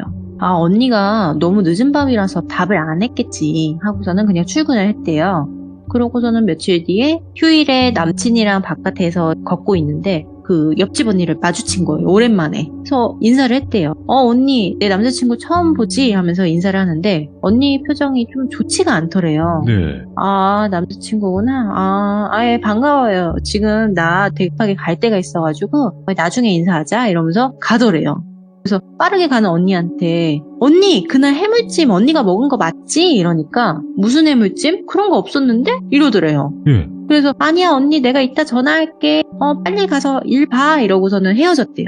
아니 그러면서 이제 남친한테 이야기를 한 거죠. 분명히 이틀 전에 언니한테 해물찜 주고 갔는데 누가 가져갔나? 우리 아파트 보안이 이렇게 안 좋은가? 이렇게 허술한가? 이러면서 얘기를 한 거죠. 다음부터는 언니한테 직접 줘야겠다 이러면서 넘어갔는데 분리수거 날이 정해져 있대요. 근데 분리수거를 항상 남자친구가 해줬대요. 근데 돌순이는 퇴근하고 나와가지고 남친과 맥주 한잔 할 겸 야식 좀 차려서 먹어야겠다 싶고 남친은 분리수거를 하러 가고 그 상황이었대요. 그러면서 남친이 들어왔고 음식과 함께 맥주를 한잔하는데 남친이 맞다 나 아까 분리수거 하다가 그때 옆집 분 만났었다. 그러니까 돌순이가 그래? 언니 요즘에 통 연락이 없다. 뭐하고 지냈는지 좀 궁금하네? 이러면서 그냥 맥주를 홀짝홀짝 마시고 있는데 남친이 그러더래요. 근데 이상하게 자기가 저번에 해물찜 포장해줬던 플라스틱 용기 있잖아. 그 용기를 버리는 걸 봤어. 그 용기가 내가 알땡 사이트에서 산 거라서 흔한 디자인은 아니거든? 그래서 바로 알아봤는데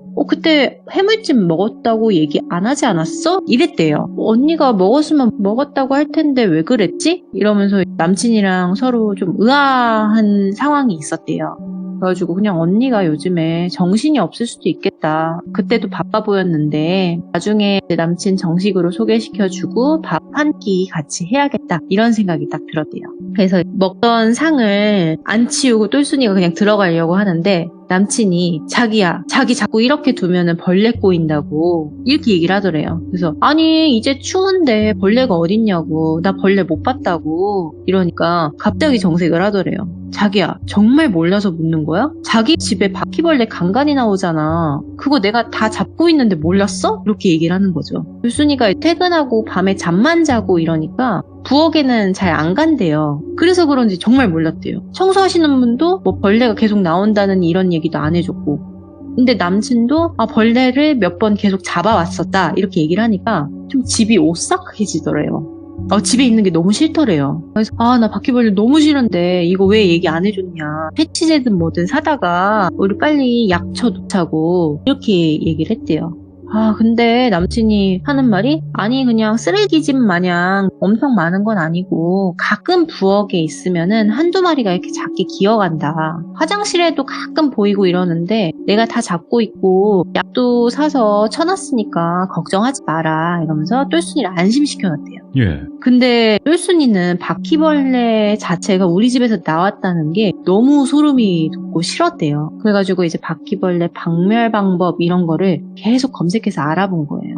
최고로 강하다는 바퀴벌레 퇴치 약들을 다 사왔대요. 종류별로. 그래가지고 구석탱이에 다 붙였대요. 그러다가 이제 옆집 언니랑 또 연락이 닿은 거죠. 그래서 다시 연락이 잘 돼서 이제 통화로 이야기를 하는데 언니 우리 집에 바퀴벌레 좀 자꾸 나오는 것 같다. 언니네 집은 안 그래? 이러니까 우리 집은 안 그런데 너 자꾸 막 뭐 먹고 흘리고 그래서 그런 거 아니야? 이렇게 얘기를 하더래요. 일단은 약 다 쳐놨으니까 박멸되고 우리 집 와서 편하게 저녁 식사하자. 내가 남친 소개도 제대로 못 해줬지? 그러면서 주말에 몇 시 시간 돼? 이렇게 하면서 약속을 잡았대요. 그렇게 언니가 오기로 한 날이 일요일 점심이었대요. 그래가지고 장을 봐서 전골을 끓여서 함께 먹기로 한 거예요. 그래서 언니가 왔는데 예전과는 다르게 표정이 좀 좋았대요. 그리고 여김없이 소파에도 앉아보고 부엌도 와서 이리저리 구경하고 뭐 화장실도 왔다 갔다 하고 하면서 집을 계속 둘러보더래요. 예. 항상 언니가 이렇게 집 구경을 하긴 하는데 그날따라 유독 이리 갔다 저리 갔다 하더래요. TV는 뒤에 뭐가 있어 막 이러면서 보고 빨래는 어떻게 하는 거야 이러면서 세탁기도 구경하고 이러더래요. 근데 좀 정신이 없으니까 언니 오늘은 왜 이렇게 왔다 갔다 해? 이러니까 우리 집도 인테리어 하려고 하는데 너네 집은 어떻게 했나 궁금해서 좀 보려고 한다. 너네 집이랑 우리 집 구조가 비슷하잖아 이러더래요. 이건 얼마에 했어? 그래서 똘순이가 뭐 얘기를 해줬어요. 이거는 얼마에 했고 이건 얼마에 했고 인테리어 업자 뭐 소개받고 싶으면은 내가 했던 분 소개해주겠다 이렇게까지 또 얘기를 한 거예요. 그래서 티타임을 하다 보니까 시간이 딱 됐대요. 그리고 청소하시는 분이 그날 방문하기로 되어 있어서 방문을 했고 언니가 커피를 이제 마시다가 청소하시는 분을 딱 보자마자 청소하시는 분이 안녕하세요 하면서 아는 척을 하더래요. 그러니까 옆집 언니가 예 나중에 또 보자 이러면서 잘 먹었어 하고서는 그냥 집을 나갔대요. 그래서 그냥 둘이 그냥 분리수거하거나 쓰레기 버리다가 오다 가다 뭐 만났나 보다 하면서 넘어갔는데 네. 청소를 하면서 대청소 수준은 아니라 청소기를 밀고 닦고 설거지 뒷정리 해주는 정도라 한 4시간, 5시간 정도 이제 지나가지고 청소하시는 분이 퇴근을 했대요. 그렇게 깨끗하게 이제 다 치웠잖아요. 그냥 끝인가 보다. 바퀴벌레랑도 다 끝이다 생각을 했는데 며칠 뒤에 재앙이 이제서야 시작이 되더래요. 자는데 소리가 들리더래요. 돌순이가 좀 이상하게 잘 때마다 좀 간지럽고 팔다리가 뭔가 기어다니는 그런 느낌이 간혹 깼대요. 예. 그걸 불 켜보면은 뭐가 있는 것도 아니고 남자친구도 비슷한 걸 느낀 거예요. 이거 좀 이불에 뭐가 있나 보다. 이거 찐득이 있는 것 같다. 우리 이불 바꾸자 하면서 다음날 이불을 걷었대요. 근데 침대가 벽과 이렇게 붙어 있었는데 네. 이불이 그 안에 끼어 있으면은 꺼내야 되잖아요. 근데 이불을 쭉 빼는데 흑갈색의 뭔가가 더덕더덕 붙어 있다가 갑자기 샤라락 하고서는 어딘가로 다 사라지더래요. 돌순이는 그날 소리를 지르며 거품을 물어요. 남친도 그걸 보고 경악을 했대요. 너무 많은 숫자에. 그러면서 돌순이가 집안일을 안 하다 보니 보는 일이 그거 하나뿐이었지만 남친은 벌레를 몇 번 봤다고 했잖아요. 이렇게까지 많을 줄은 몰랐었던 거예요. 아니 분명히 약을 쳐놨는데 왜 더 숫자가 많아졌지? 너무 이상한데? 하면서 우리 이거 업체 불러야 될 것 같다고 얘기가 나온 거죠. 아니 요 며칠 그래도 잡고는 있었는데 줄지 않아서 좀 문제가 있었다고 생각은 했다. 이렇게 얘기를 하는데 돌순이가 그걸 보고서는 일단 우리 집 나가자고. 나 여기서 더 이상 못 살겠다고 해서 간단한 짐만 싸서 나왔대요. 그래서 회사 근처 호텔에서 지내고 방역업체를 부른 거죠. 당장 예약을 해서 방역업체가 집을 방문했대요. 그래서 이조차도 무서워서 똘순이는 집을 가질 않았대요. 남친이 직접 갔대요. 2-3명의 방역업체 사람들이 와서 기계 소리 나고 이러니까 옆집에도 좀 시끄러웠었나 봐요. 네. 옆집 언니가 문을 빼끔 열고 남친씨 무슨 일이에요? 이러면서 물어봤대요. 아유 저희 집에 바퀴벌레가 자꾸 박멸이 안 돼가지고 업체에 불렀다고 이러니까 갑자기 걔는 또 돈을 물 쓰듯이 쓰네 이러면서 내가 그런 거 부를 필요 없다니까 이러면서 문을 그냥 닫더래요. 그래서 저분이 저런 면도 있었나? 하면서 의아한데 방역업체 대표분이 와가지고 이야기를 하시더래요. 우리가 소독은 일단 다 했다. 근데 바퀴벌레 이 알을 구석 곳곳에서 발견했고 이 바퀴는 집에서 사는 바퀴는 아니다. 밖에서 들어온 애들인데 얘네들이 어떻게 이렇게 번식을 한 건지는 좀 의문이긴 한다. 근데 이게 배관이나 하수구통에서 들어올 사이즈는 아니다, 얘네들이. 그러니까 그 집에서 번식 잘 안 하는 이질바퀴라고 하나요? 좀 큰 거 있잖아요. 예. 그런 바퀴였대요. 예. 근데 이 바퀴가 이렇게 집 안에서 번식이 되는 일은 되게 희박하다고 이야기를 하고 습성 중에 하나가 얘네들은 구석 중에서도 구석 절대 안 보이는 부분에다가 알을 낳는데 몇 가지 흔적들을 보면은 소파 뒤, 침대 밑, 냉장고 밑, 전자레인지 뒤, 그림 뒤 등에 사람들은 안 보일 수 있지만 얘네들이 그냥 지나가는 길목에다가 알을 툭툭 낳고 다니는 것도 좀 이상하다. 이건 추측인데 바퀴벌레를 고의적으로 들여오지 않는 이상은 바깥에서 사람 몸에 붙어서 몇 마리가 계속 왔거나 아니면은 박스나 다른 물건들에 바퀴알이 묻어서 왔거나 그런 경우일 수도 있다. 네. 방매 조치는 해놨는데 또 나오게 되면 연락 주세요 하고서는 가신 거예요. 다시 집으로 똘순이가 돌아왔는데 찜찜했대요. 그러면서 청소하시는 분께 더 급여를 얹혀주면서 모든 집안에 있는 가구들을 다 빨래해달라고 하고 소독해달라고 한 거예요. 그간에 있었던 일을 청소하시는 분께 다 얘기를 한 거죠. 이러이러한 일이 있었고 아마도 음식물 쓰레기 버리러 가실 때나 분리수거 하실 때 좀 더 조심해달라고 네.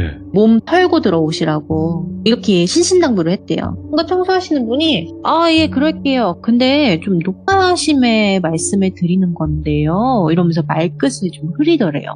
얘기해보세요. 뭐 때문에 그러세요? 이렇게 얘기를 하니까 옆집에 계신 주인분이요. 자주는 아닌데 자꾸 화단 쪽에서 뭐를 맨날 수집하시는 거를 몇 번 본 적이 있고 여러 마주친 적이 있다. 근데 이분이 뭘 수집을 하는 건지 뭘 씹는 건지는 모르겠지만 그분이 오셨을 때도 이렇게 묻어서 온 거는 아닌지 그런 부분이 좀 미심쩍어서 이야기 드린다. 이러면서 이야기를 하더래요. 그래서 옆집 언니를 의심하고 싶지는 않았는데 청소해주시는 그분이 이런 얘기를 괜히 했을 리도 없고 계속 머릿속에 맴돌았대요. 그 언니는 화단에서 뭘 했던 거지? 이런 생각도 들고 그래서 남친이랑 그날 옆집 언니에 대해서 좀 저녁에 이야기를 했대요. 근데 남친이 좀 듣다가 하는 말이 근데 자기 앞에서는 좀 한없이 좋은 언니 같아 보이긴 했다. 근데 나는 좀 싸한 부분이 있어. 첫 번째는 똘순이 네가 있을 때와 없을 때의 태도가 명확하게 다르더라. 솔직히 분리수거하는 날 가끔 마주치는데 그때 너를 항상 좀 흉보듯이 얘기를 하더라. 예. 집안일 하나도 할 줄 모르고 애가 생기면은 애가 떨어져 나가도 모를 여자애라고 되게 웃으면서 농담처럼 얘기를 하는데 나는 기분이 나쁘다고. 그쵸. 네, 그리고 두 번째로는 방역업체 사람들이 왔을 때도 자기가 없었지만 그 사람들 앞에서 당신이 돈을 헤프게 쓴다느니 더럽게 산다느니 이러면서 한숨 푹푹 쉬면서 얘기를 하더라. 방역업체 사람들 앞에서도. 근데 솔직히 좋은 언니고 널 위하는 마음이면 그러면 안 되는 거 아니냐. 이거는 싫은 사람 일부러 까내리는 것도 아니고 솔직히 여자의 세계와 이해가 안 간다 이런 식으로 얘기를 했대요. 근데 돌순이는 그걸 처음 듣잖아요. 근데 머리를 한 대 맞은 기분이었대요. 왜냐면은 언니가 항상 자기 앞에서는 요즘은 여자가 가장이다. 일도 열심히 하고 살림살이 남자가 하면 된다. 그리고 가정부도 고용하면 되고 나는 네 일을 멋지게 해내는 그런 동생이 정말 멋지다고 생각한다. 존경한다. 이러면서 얘기를 했었대요. 칭찬을 여럿 해줬는데 언니가 뒤에서 그렇게 나를 욕했었나? 배신감이 들더래요. 근데 언니가 바퀴벌레를 끌고 왔다라는 증거는 없잖아요. 그냥 이 언니랑 상종하지 말아야겠다. 최대한 마주치지 않아야겠다 했대요. 분리수거도 일부러 아침 일찍에 출근 전에 하러 가고 마주치지 않는 시간대에 왔다 갔다 하고 그렇게 지냈대요. 진짜 마주치질 않았대요. 근데 시간이 훌쩍 지나서 옆집에 짐이 빠지더래요. 예? 이사를 가는 거죠. 어떻게 이렇게 연락 없이 가나 서운함도 있었고 연락해보려니 그럴 만한 정도 이제 다 떨어진 상태라서 돌순이와 옆집 언니의 사이는 끝이 나요. 근데 이 언니가 뭐 월요일 날에 이사를 갔다고 치면은 그 주말에 집주인이 와서 방역업체부터 불렀대요. 왜냐면은 이걸 어떻게 알았냐면 그때 돌순이가 불렀던 방역업체의 차가 주차장에 세워져 있어서 알았대요. 근데 집주인과 대화의 기회가 생겨서 이런저런 이야기를 했대요. 네. 처음에는 솔직히 돌순이가 그 언니가 집주인인 줄 알았었는데 아니었던 게 첫 번째로 의아했던 부분이고 두 번째는 집문이 열려 있어서 살짝 봤는데 이상한 악취가 났던 거예요. 그래서 집주인이 신발장 앞에 서서 홈하고 서 있고 방역업체 분들은 마스크 쓰고서 일을 하고 있는 거를 돌순이가 봤대요. 그래가지고 똘순이가 어디로 이사 갔는지 아냐. 이렇게 빨리 이사 가버려서 좀 아쉽다. 집을 빨리 이렇게 팔릴 줄은 몰랐다. 이렇게 얘기하니까 이분이 네? 그분은 세입자예요. 제가 집주인인데요. 오. 그래서 이분 계속 월세로 사셨는데 방 빼기로 한 지는 좀 몇 개월 됐었다고 이렇게 이야기를 하더래요. 그냥 뭐 어디로 간지는 모르겠고 나는 집 산 지 한 5년 정도 됐다고 집주인 된 지는. 원래 이 여자분이 남편이랑 아들이 같이 살았는데 이혼했다고 들었다. 아들도 엄마랑 연락을 안 하고 있고 남편과도 좋게 헤어진 거는 아닌 걸로 안다. 나도 이거 월세를 좀 올려야 되고 여러 문제가 있었는데 이 여자분 사정이 좀 딱해가지고 내가 1년 정도 더 봐주고 있었던 거다. 이렇게 이야기를 하더래요. 그래서 그런 일이 있었구나 하면서 언니가 나한테 이런 얘기를 한마디로 한 적 없는데 이 언니의 정체는 뭘까 생각이 들더래요. 근데 집주인분이 근데 사정을 봐줬으면은 깨끗하게라도 쓰지. 집이 무슨 쓰레기 집도 아니고 진짜 쓰레기 더미처럼 살아왔었대요. 그리고 얼마나 더럽게 썼으면 바퀴벌레가 너무 많고 알도 너무 많아서 방역업체분들이 고생을 했대요. 그리고 집주인분도 그걸 보고 스트레스를 너무 많이 받았고 그래가지고 똘순이가 저희 집도 바퀴벌레가 갑자기 많아졌는데 이거 연관이 있는 걸까요? 하면서 그 방역업체 직원한테 물어봤대요.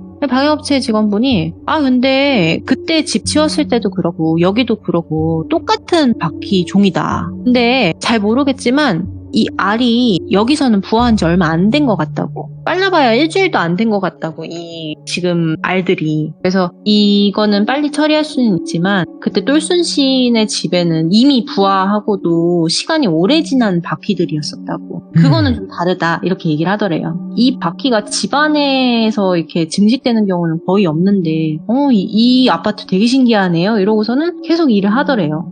남친이 그걸 옆에서 듣다가 내가 볼 때는 옆집 언니 남 잘 되는 꼴 못 보는 여자 같다고. 일부러 그런 거 아니냐고. 지금 집 떠날 때 알 뿌리고 간 거 아니냐 이러면서 이런 얘기를 했대요. 그냥 똥 밟았다고 치자 하면서 털어버리자 이러고서는 잊고 살다가 다른 이웃의 여성분이 있대요. 거기 아파트 뭐 부녀회 이런 거 있잖아요. 그런 데서 만난 아주머니 몇 분들이 있는데 1002호 그 아줌마 이사 갔다던데 맞아요? 이러면서 얘기가 나온 거죠. 그래서 뭐 이사 저번에 갔고 뭐 지금은 공실인 것 같다. 며칠 뒤에 뭐 누가 들어온다더라 이런 얘기가 오간 거죠. 근데 다른 부녀의 한 분이 근데 그분 좀 이상하지 않았어요? 이렇게 얘기를 한 거죠. 그래서 똘순이가 이분이랑 친하셨냐 이렇게 물어보니까 뭐 그렇게 친한 건 아니었는데 옛날에 문화센터 몇 번 같이 다니면서 이야기 몇 번 나눴었는데 좀 사람이 이상해가지고 멀리하게 되더라 이런 얘기를 하더래요. 그래서 정확히 어떤 일이 있었는지 좀 얘기해 줄 수 있냐 저도 좀 이상한 게 있어서 그렇다 이러면서 물어본 거죠. 근데 거기서 알게 된 사실은 그 옆집 언니는 고등학교를 졸업하자마자 집안 사정으로 그 아파트에 그 당시에 시집을 온 거예요. 네. 근데 남편이 나이도 좀 있고 돈도 많았대요. 근데 이 옆집 언니를 식모 취급을 한 거예요. 결혼을 했지만. 근데 아들이 태어났는데 아들도 그걸 보고 자라서 엄마를 그렇게 무시했대요. 예, 그러다가 그 남편이 바람이 난 거예요. 살림에 차려서 나가는데 아들도 같이 간 거예요. 되게 떳떳하게. 두 집 살림하고 있다가 완전히 떠나버리고 집도 와이프의 동의 없이 처분을 해버린 거예요. 그렇게 살다가 새로 바뀐 집주인이 사정을 얘기를 하고 나가달라고 해가지고 만기가 돼서 나간 거예요. 그런 상황이었던 거예요. 근데 어디로 갔는지는 다들 모르지만 이분이 좀 그런 과거가 있어서 그런 건지는 모르겠는데 그 이후부터는 예쁘거나 잘 나가는 여자들만 보면 그렇게 욕을 했대요. 그러니까 뭐 정말 그러면 안 되겠지만 예. 801호에 되게 예쁜 여대생이 살아요. 예. 그러면은 제 밤마다 어디 돌아다니던데 몸 파는 거 아니냐 이러면서 막 흉을 보고 예. 뭐 이런 식으로 되게 많이 흉을 보고 다녀서 이미 부녀회에서는 그 옆집 여자랑 좀 멀리하는 사이였다고 하더라고요. 근데 똘순이는 그걸 몰랐었던 거고 그래서 똘순이도 자기 집에 바퀴벌레가 엄청나게 많이 나타났던 이 사건을 이 부녀회에 얘기를 해준 거예요. 그래서 방역업체까지 불렀고 이러이러했다. 지금 그쪽 집도 다 그러냐 이러니까 그분들이 소름 돋아 이러면서 팔을 막 털더래요. 예. 우리 아파트 가끔 공원에 바퀴벌레가 이렇게 있는 경우는 있어도 집에 안 들어와요. 그러면서 우리 아파트가 얼마나 방역도 소독도 깨끗하게 하는데 우리가 관리비 많이 내는 이유가 있다고 예. 손사래를 치더래요. 그 여자가 들여놓은 거 아니야? 이러면서 이런 얘기도 하고 똘순이도 정황이 물증은 없지만 심증이 항상 나타났던 게 이 언니가 오면은 자꾸 가구를 만져보고 이리 보고 저리 보고 했다고 했잖아요. 이랬을 때 뭔가를 놓은 건 아닐까 이런 의심이 들더래요. 예. 근데 이게 심증이기 때문에 증거는 없었고 그래서 뭐 신고도 못하고 그냥 단순 해프닝으로 끝났지만 살다 보니 이런 엽기적인 사람도 있구나 라는 거를 깨달았다고 합니다. 이야기가 이렇게 끝이 납니다. 야, 이거는 참으로 이런 생각이 들었어요. 이야기를 듣고 꼭 바퀴벌레 같이 살았구나. 그러니까 말 그대로 낮에는 안 보이게 그냥 그러니까 본인의 모습이 아닌 가식적인 모습을 보이다가 남들이 안 볼 때 그 사람이 안 볼 때 활동을 하는 거죠. 그렇게 이제 보일 수도 있겠네요. 좀 진짜 그런 느낌이 비슷하네요. 그 벌레 느낌과. 네. 근데 좀 너무 소름인 게 알들을 어떻게 그렇게 몰래 이렇게 살포를 해놓은 건지. 네. 그러니까 그 똘순이의 신증이 맞다면은 손으로 만지는 그조차도 너무 소름 끼치는데, 그러니까 정상적인 사람은 아니라는 거죠. 그렇죠. 네, 정상적인 사람은 절대 할 수 없는 일이에요. 아니 근데 또 한 가지 또 이야기 듣다가 궁금한 게 만약에 설령 바퀴벌레를 집에다 풀어놨다라고 관련 뭐 증거가 있다고 하더라도 이게 법적 처벌을 받을 수 있는 건가 싶기도 하고. 그러게요. 사례가 있나? 벌레를 그러겠네요. 벌레 알을 집에다 갖다 놨는데 그걸 어떤 걸로 처벌을 할지가 궁금하네요. 그런 법이 있는 건지도 궁금하고. 야, 그리고 바퀴벌레를 풀어놓는 건 사실 쉽겠죠. 왜냐면 알만 몇 개 집어 던져놔도 뭐 사실상 증식을 계속하니까 금방금방 해버리니까. 네. 너무 소름 끼치네요. 참, 오늘 만기님 덕에 바퀴벌레 언니를 또 들어봤어요. 네. 바퀴벌레 언니 이야기를 들어봤고 우리 주변에 생각보다 많을 것 같습니다. 이런 사람들이. 이런 사람 진짜 조심하셔야 됩니다. 네, 바퀴벌레를 싫어하시는 분들도 많겠지만 이런 바퀴벌레를 또 이런 식으로 그런 질투심에 이용하는 사람들도 분명히 있다 보니까 그냥 이거는 절대 거짓일 수가 없는 게 이거보다 더한 사람이 많아요. 진짜 많습니다. 이 세상에는 정말 상상도 못할 만한 사람들이 많기 때문에 이 정도의 이야기가 정말 충분히 있을 수 있는 일이다. 그리고 정말 또 겪어보면 굉장히 또 무서운 일일 수도 있겠다라는 생각이 듭니다. 만키님. 네. 오늘도 돌비님. 조심해야 될 것 같아요. 진짜로. 네. 아이고 오늘도 너무너무 고생 많으셨습니다. 만키님. 네, 감사합니다. 감사합니다. 이거 바퀴벌레 옆집 언니야. 바퀴벌레 옆집 언니 제목이 진짜 정말 소름 끼치는 충격적인 이야기가 아니었나 생각을 합니다. 여러분들의 집에 바퀴벌레가 갑자기 나타난다면 주변을 조심하시길 바라겠습니다. 감사합니다.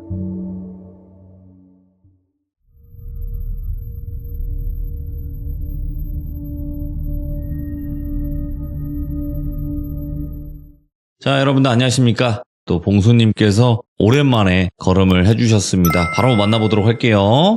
여보세요? 봉수님, 안녕하세요. 아유, 또 건강이 안 좋으셨었어. 그러니까요. 지금 많이 괜찮아졌어요? 네, 지금 좀 괜찮아졌어요. 아이고, 그래서 오랜만에 참여를 하신 거잖아요. 몸이 안 좋으셔서. 네네. 네, 그래도 잘 또 건강을 찾으셔서 이렇게 돌아와 주셔서 감사합니다. 아, 네. 네. 자, 오늘 봉수님께서 해주실 이야기, 물놀이 갈 것 같습니다. 네, 물귀신 이야기는 맞는데, 네. 근데 이게 그냥 막 생각보다 제가 알고 있는 물귀신에 대한 특징이 많이 깬다? 오! 그런 느낌이라서 알고 있는 거랑 좀 다르긴 하구나, 이런 이야기예요. 물귀신인데 물귀신이랑 다르다? 뭘까요, 이게? 어쨌든, 어차피 무당 언니분의 이야기일 거잖아요. 네네. 네, 그래서 너무나 기대가 되는 이야기입니다. 자, 그러면 바로 출발을 해보도록 하겠습니다. 렛츠고! 끼리십니다. 봉수죠?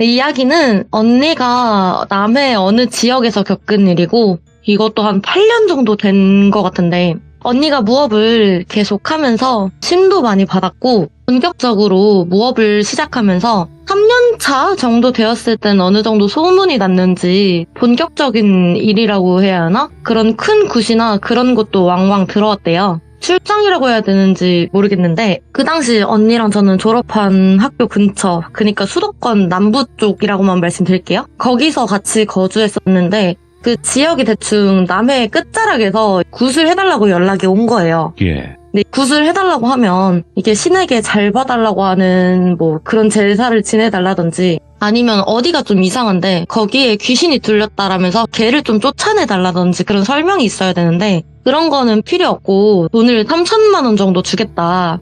그냥 와달라. 와서 일단 직접 봐달라 하는 게 석연치는 않았지만 돈 자체가 크잖아요. 지금도 3천만 원이면 직장인 연봉 정도 되는 건데 그 당시에는 좀 더 했겠죠? 예.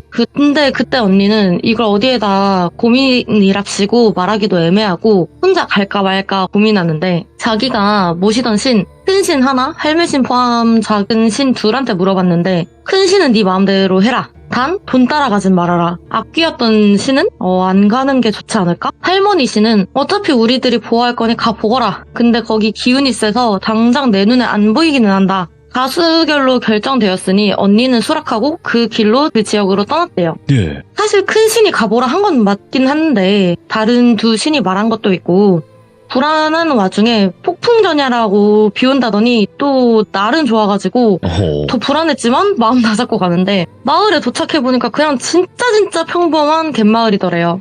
근데 또 이거 갯마을이야. 나 큰 신 만났던 그 갯마을 떠올라서 더 무서웠는데 티나면 뭐 내가 잡아 먹히겠지 하고 좀 참고 의뢰인이었던 마을 촌장? 그 촌장 할아버지를 만나서 의뢰하실 게 어떻게 되냐? 뭐 귀신인지 아니면 신에게 올릴 제사인지 모르니까 촌장 할아버지는 에이 뭘 그렇게 급해. 아가씨가 멀리서 오셨는데 우리 마을 이야기 들어보셨는가? 일단 점심시간이니까 점심부터 드시고 이야기 차차 나눠보시자 해서 급한 건 아닌가? 근데 그러기에는 보수가 좀 엄청난데 싶다가 따지기는 뭐하고 뭐 이유가 있겠다 그렇겠다 싶어서 뭐 그럽시다. 밥부터 먹고 낮부터 술을 계속 권하길래 술도 마셨대요. 그러고 알딸딸한 상황에서 의뢰건이 어떻게 되는가 물어봤는데 뭘 그렇게 급하냐고. 아까 밥상에서도 느꼈지? 우리 마을이 이래 보여도 돈이 많아. 이런 말하긴 뭐하지만 전쟁통 이후로 이렇게 살아남은 것도 다 돈 때문이다. 그래서 아가씨 신통하다길래 힘들게 모시기 뭐하니까 다 돈으로 밀어붙였다. 기분 나쁘지 말고 듣고 하길래 뭐 그래 돈 준다는데 돈 앞에 자존심이 없다지만 왜 저렇게 TMI를 할까. 일 얘기는 얼른 하지. 그래서 네네 촌장님 알겠는데 일이 일단 어떤 일인지를 알아야지 하는 말을 끊고 아직 시간도 안 늦었는데 우리 마을부터 구경이 찬찬히 시켜주겠다 하길래 여기가 외딴 섬도 아니고 파출소도 작지만 있고 위험하다는 생각은 안 들었는데 저 할배가 무슨 꿍꿍이가 있어서 일 얘기 나올까봐 이렇게 말을 돌리지? 무슨 꿍꿍이가 있어서 낮술까지 권하면서 사람 정신을 흐트려 놓는지 싶었는데 언니가 술을 진짜 잘 마셔요. 그러다 보니까 교인네들이 권하는 술이어 봐야 흐드러지겠냐는 자신감도 있었고 뭐 하여튼 그 촌장이 구경시켜주는 마을을 보아하니까 그냥 네. 할머니들이 해루지라고 잡은 해산물을 늘어놓는 풍경이랑 뭐 바다랑 파도랑 그냥 영락 없는 평화로운 갯마을이더래요.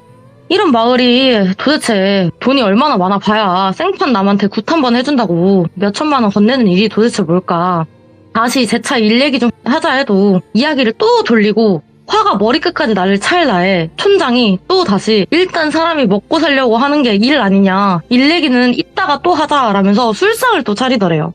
너무 기가 막히고 이게 사람을 무슨 먹으려고 놀러 온 사람 취급하는 것도 아니고 시간 써서 여기까지 온 게 이상한 꿍꿍이가 있는지 별 생각이 다 나면서 언니가 화를 막 냈대요. 네. 아이 할배, 사람이 돈이 중요하더라도 더 중요한 건 시간이요. 남의 시간 이렇게 허비하고 무슨 중요한 일이길래 이렇게까지 사람을 농락하시냐 하고 난리를 쳤는데, 그럼 뭐 거기서 미안하다든지 아니면 대접해줬는데 무슨 짓이냐는지 화를 내야 되잖아요. 예. 근데 촌장이 그래, 내가 그래도 혈기왕성한 처녀인데 너무 몰랐네. 돈이 더 필요한 거야? 아니면 남자들 끼고 재밌게 노는 거야? 불러줘? 하면서 또 헛소리를 늘어놓길래 언니가 거기서 폭발해가지고 하면서 소리 지르면서 술상 엎어버리고 야, 다 비켜, 꺼져. 니들이 무슨 일이 있었는지 귀신이 엮인 건지 내가 거기까지는 모르겠는데 알 필요도 없을 것 같다. 나 어차피 내가 여기에 몇 시에 오는지 주변이 다 알고 연락이나 전화 안 되면 신고 넣으라고 다 일러뒀으니까 뭔 짓 할 생각도 그런 것도 하지 마라. 내 더러워서 진짜 하면서 오만 욕을 내뱉고 돌아가려는 찰나 촌장 할아버지가 붙잡더래요.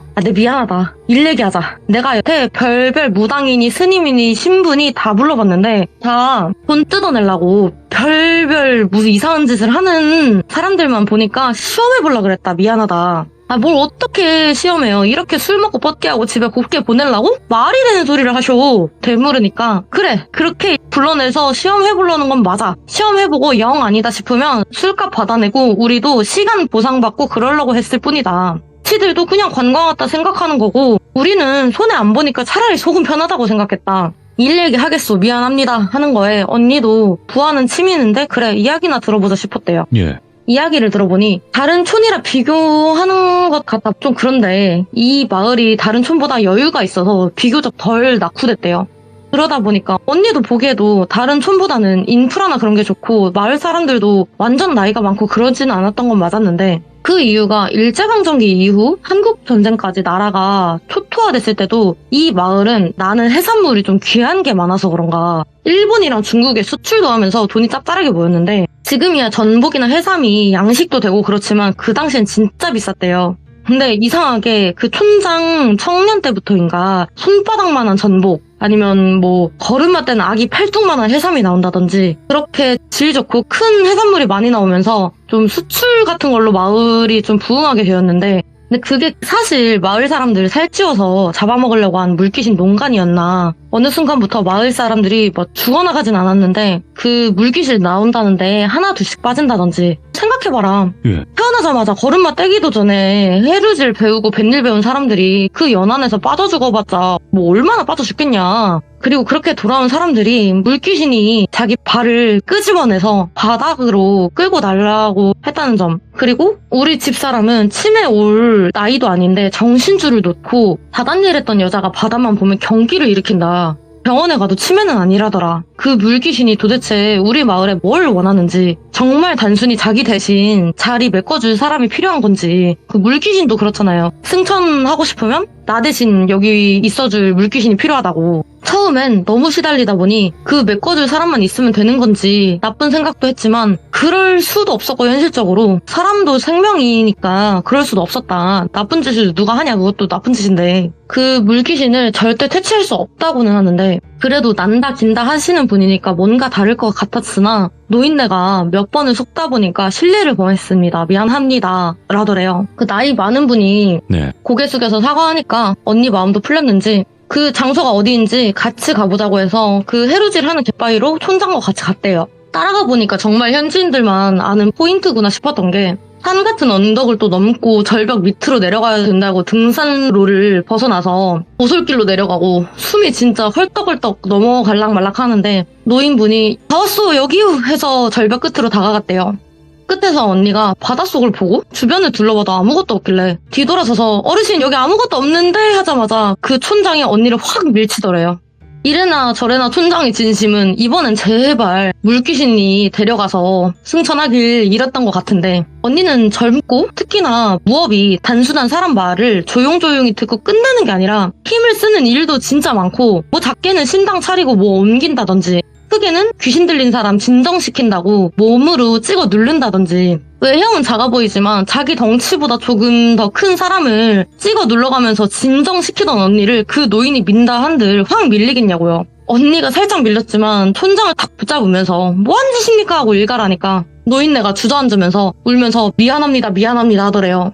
이야기를 들어보니까 그 노인네가 물귀신이 하도 난리를 치니까 걔 대신 다른 사람을 채워 넣으면 그 물귀신이 떠나간다더라. 근데 그 물귀신이 하도 세가지고 일반인으로는 안 되고 약간 그런 일을 했었던 무당이니 스님이니 아니면 뭐 신부니 이런 식으로 그런 일을 했었던 사람들을 채워 넣어야지 좀 눌린다더라. 이런 말을 들었대요. 그래서 그렇게 한 건데 일이 실패가 되었으니까 그 할배가 미안하다 미안하다 하면서 싹싹 빌더래요.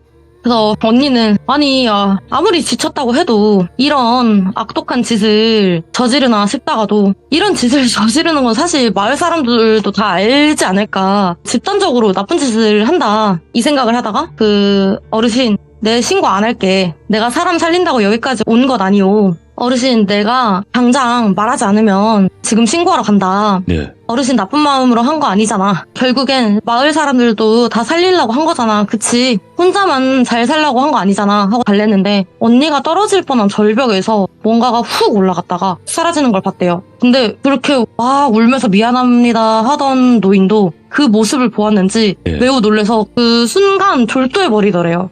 이 야밤에 이 노인네 두고 가면 큰일 날까봐 언니가 막 결국은 업고 내려왔는데, 그 마을 회관 마룻바닥에 촌장을 널브러 놓고 마을 방송이 있잖아요. 그걸로 사람들을 불렀대요. 당장 모여라. 니들도 다 공범인 거 안다. 증거까지 다 모아놓고 니들 당장 다 안겨 들어오면 지금 경찰 대기 중인데 당장 오라 할 거라고. 있지도 않는 증거랑 허황된 말을 꾸며서 막 소리를 질렀대요. 그 야밤에 노인네들이 그 방송을 들었는지 하나 둘씩 모이길래 언니가 깡이 되게 좋았는 게, 그렇게 모이면 저 같으면 야 니들 한 짓 다 알아 이런 생떼밖에 못 질렀겠지만 언니가 니들 여기 모인 거 보니까 찔리는 게 있는 거지. 여기 온 새끼들 내가 얼굴 다 기억해놨어. 지금부터 거짓말하지 말고 다 말해. 실토해. 하니까 저 절벽에 메인 물귀신이 뭔지, 니들이 숨기고 있는 비밀이든 거짓말이든 하고 막 악지르는데, 어느 아저씨가 아이고 아이고 하면서 촌장한테 다가가더니 아버지 일어나세요. 아버지 이게 뭔 일이에요. 정신 차리세요 하는 게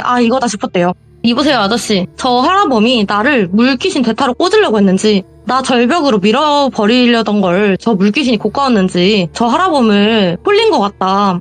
악독한 짓을 한 사람이라도 네가 사랑하는 아버지지. 당장 이 마을이 숨기고 있는 비밀을 말해라. 그럼 내가 네 아버지 살아 돌아오게 해주겠다. 이런 식으로 거짓말을 좀 했대요. 그냥 기절한 건데.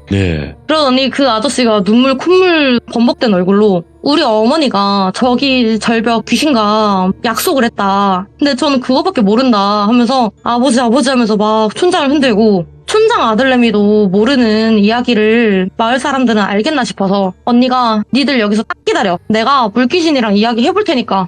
그 절벽으로 가봐야 물귀신을 마주할 수는 없으니까 그 절벽 아래로 데려가라고 마을 사람 하나를 멱살을 잡고 길 안내를 하라고 끌고 갔대요. 그렇게 도착한 장소에 길앞잡이 마을 사람한테 너 귀신 쓰여서 촌장 꼬라지 나고 싶으면 여기 있고, 그게 아니면 돌아가라고 하니까 마을 사람들은 뒤도 안 돌아보고 도망가고, 언니는 물귀신한테 말을 걸기 시작했대요. 언니가 계속 물어도 답이 없고 언니 성질이 다시 울그락불그락 올라올 판에 언니가 그래 어차피 거짓말한 거 또 거짓말을 하면서 야 물귀신아, 내가 네 약속한 거 지켜주려고 했는데 니랑 약속한 사람이 죽었대. 어쩐지 그 아줌마 요즘 여기 안 오지 않아? 하니까 물귀신이 미쳐서 날뛰더래. 죽었다고?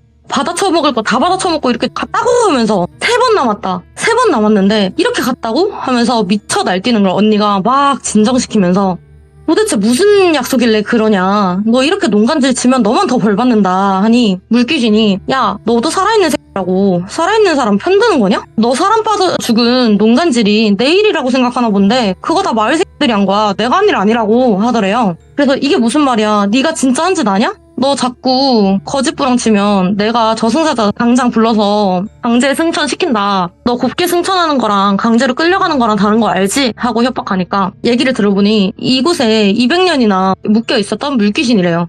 근데 언니한테 넌 잘 모르겠지. 물귀신이 이곳을 빠져서 나가려면 다른 사람이 들어와야 한다는 이야기만 할 것이라고. 그런 이야기는 들어봤는데 이게 다가 아니냐고 언니가 되물으니까 너 진짜 멍청하구나. 그렇게 따지면 이 넓은 물에 귀신 하나 안 매여 있는 곳이 없을 것이다. 승천을 하고 싶으면 저승사자 올 때까지 기다리던지 아니면 좀 빨리 하고 싶으면 선업을 여러 번 쌓으면 된다. 죽은 새는 바로 앞길도 알고 조심해야 할 것도 알고 그런 게 바로바로 보이지만 살아있는 사람은 생기를 얻는 대신 그런 걸 못 보니까 어리석은 산 사람을 도와주는 게 죽은 사람한텐 좋다더라. 다른 곳에 돌아다니는 귀신들은 그게 쉽지만 여기 매여있는 물귀신은 그게 쉽지 않으니까 사람이 나오면 도와주겠다고 다가가니 놀래서 죽거나 아니면 승천하기 싫은 원념 덩어리만 남아서 산 사람을 해치거나 그런 이야기가 와전된 것이라고. 언니가 그래 그럼 다시 이야기를 돌아와서 무슨 약속이냐 말을 해봐 무슨 약속을 했는지 하니까 영안이 아주 조금 트였으나 무당할 건 아닌 계집애가 와서 말을 걸더라. 놀라지도 않고 오랜만에 대화라는 걸 해보니까 나도 재밌었다. 이곳에 매여 있는지도 수십 년이니까 나도 승천해서 환생을 하든 뭐라도 해보고 싶었다. 그 아이를 도와주면 나도 승천이란 걸 해볼 수 있을지 싶었고 그래서 도와줬는데 승천을 하려면 여러 번을 도와줘야 된다는데 그걸 네. 마지막 3번을 두고 다시는 찾아오지 않았대요.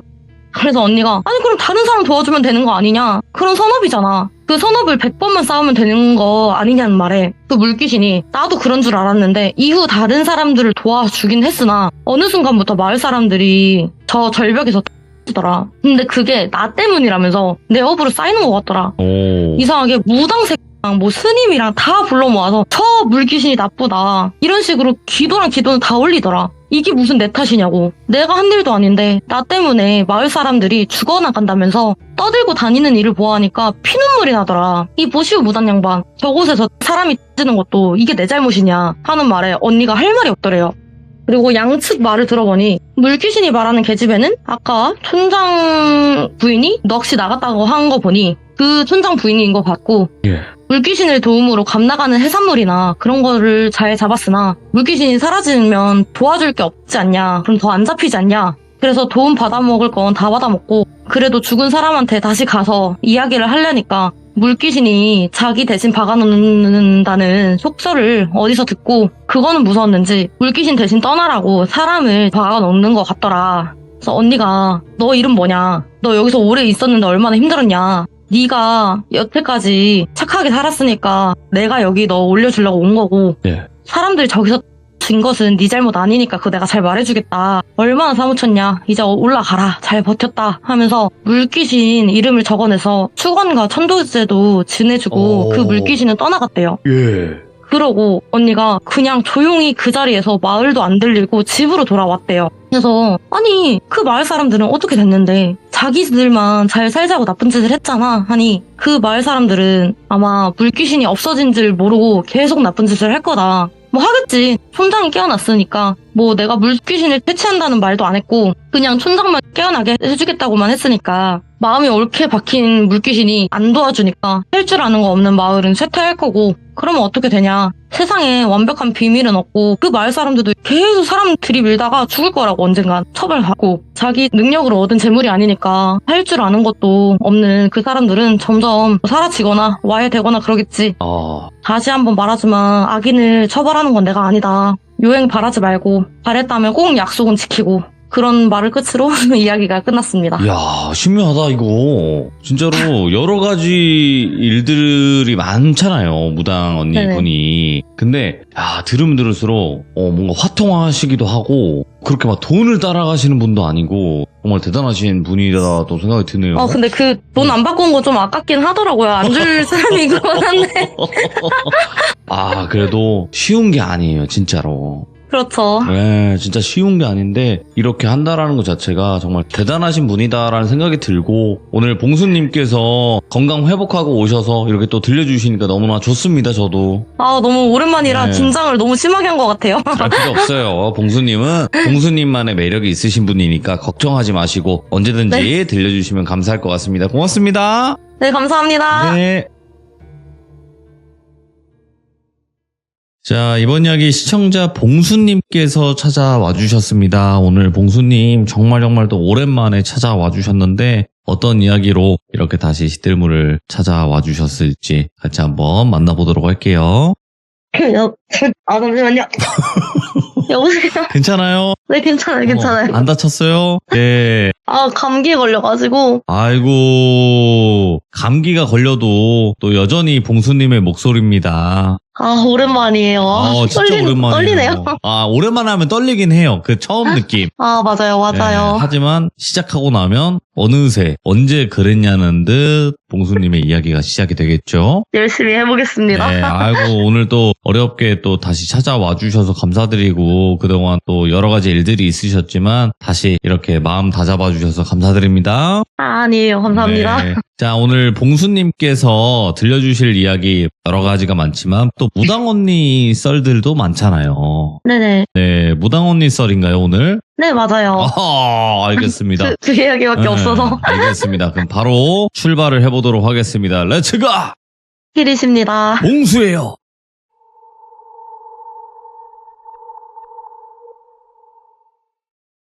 이 이야기는 네. 이것도 한 4년, 5년? 어떻게 보면 비교적 최근인데 그 언니한테 전달받은 이야기라 말하다 보면 여러 사람 이야기가 나오는데 미리 양해 부탁드릴게요. 언니가 소지신, 할매신, 악귀신을 받은 시점이었어요. 지금이야 소지신 1명에 작은신 3명이지만 그때는 악귀신을 받은 지 얼마 안 됐을 때고 근데 이상하게 그때도 대박이 터지면서 소문인도 빨랐는지 이번에는 어떤 젊은 사업가 하나가 검사를 봐주십사 하고 들어오더래요. 나이대는 한 30대, 그것도 중후반이 아니라 지금 보면 제 나이 또래죠? 그럴 정도로 초반이었대요. 30살 초반? 많아도 35 미만? 외형은 젊고 훈훈해 보여가지고 그런 영업이나 그런 쪽을 하는 건가 싶었는데 사업가라고 하니까 좀 신기하잖아요. 30대라면 아직 사업을 하기도 좀 애매한 나이인데 그리고 언니가 말한 길 점사 보러 오는 사람들 보면 남자는 거의 없대요. 대다수가 여자고 아니면 남자가 오더라도 커플? 궁합 보는 시기인데 젊은 남자가 혼자 들어와서 다른 거 다 필요 없고 내 사업만 봐주십사 해서 처음에는 그냥 연애나 보고 말겠지 싶었는데 나름 진지하고 비장한 표정이길래 좀 소탈하게 웃으면서 물어봤대요. 무슨 일로 오셨는지. 근데 사연이 거창하거나 신비했던 건 아니고 자기가 잘 다니던 회사를 때려치고 사업을 시작했는데 시작은 좋았는데 이게 손익분기점을 딱 찝자마자 더 이상 성장하거나 아니면 성장하지 못하면 줄어들어야 되잖아요. 그런 것도 없이 원인 없이 좋아지는 것도 없고 나빠지는 것도 없고 답답한 상황이더래요. 이게 아이템을 새로 개발을 하려든지 아니면 사람들을 더 뽑다든지 그것도 어느 정도 회사가 성장을 하고 여유 자금이 넉넉해야지 할 수 있는 거잖아요. 근데 고생은 고생대로 혼자 다 하는데 뭔가 넓혀지는 것도 없이 막막하고 답답하다. 내가 욕심을 부리는 건가 싶어 여기저기 자문을 또 받아봤는데 그런 것도 아니었다더라. 성장을 해야 되는데 막혔으니 답답하다 이런 상황이더래요. 사주도 뒤에 얽혀있는 것도 아무것도 없는 그냥 너무너무 평범한 남자길래 일단 그 사업장 위치가 어딘지 사는 집은 어딘지 남자의 생년월일이 어떻게 되는지를 물어봤대요. 집은 어디, 무슨 시, 돌비구, 돌비동, 회사는 어디 그리고 그거를 잘 읽어 써내려가면서 그 사람의 사주랑 대입해보면서 보고 있는데 그 상황을 못 기다리겠던지 그 남자가 언니의 손을 붙잡고 애원하더래요. 어디로 다 찾아가 봐도 그냥 괜찮다. 좀 더 버텨라 합니다. 근데 선생님도 어떻게 보면 자영업자 아닙니까? 좀 더 버티라는 말이 제일 잔인하다.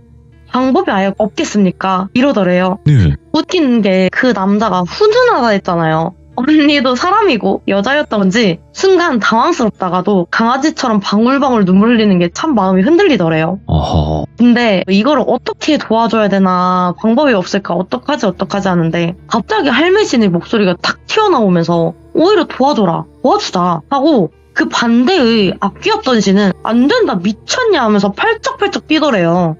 근데 악귀였던 씨는 아무래도 할매신보다는 뒤늦게 받은 것도 있고 아무래도 악귀였던 신이니까 아무리 정화하고 받았다고 그래도 좀 찜찜하잖아요. 그래서 나한테 어렸을 때부터 있었던 할머니 신인데 무슨 일 있겠냐 싶어서 좀 질적으로 깨끗한 방법은 아닌데 기방법을 알려줬대요. 그 방법이 그냥 언니의 말을 따라 할게요. 당신의 사주엔 금전운은 없으나 잠깐의 횡재운은 있다. 이거를 이용할 건데 지금 부동산 매물을 보시면 돌빗이 돌비고 무순동에 매물이 있을 거다.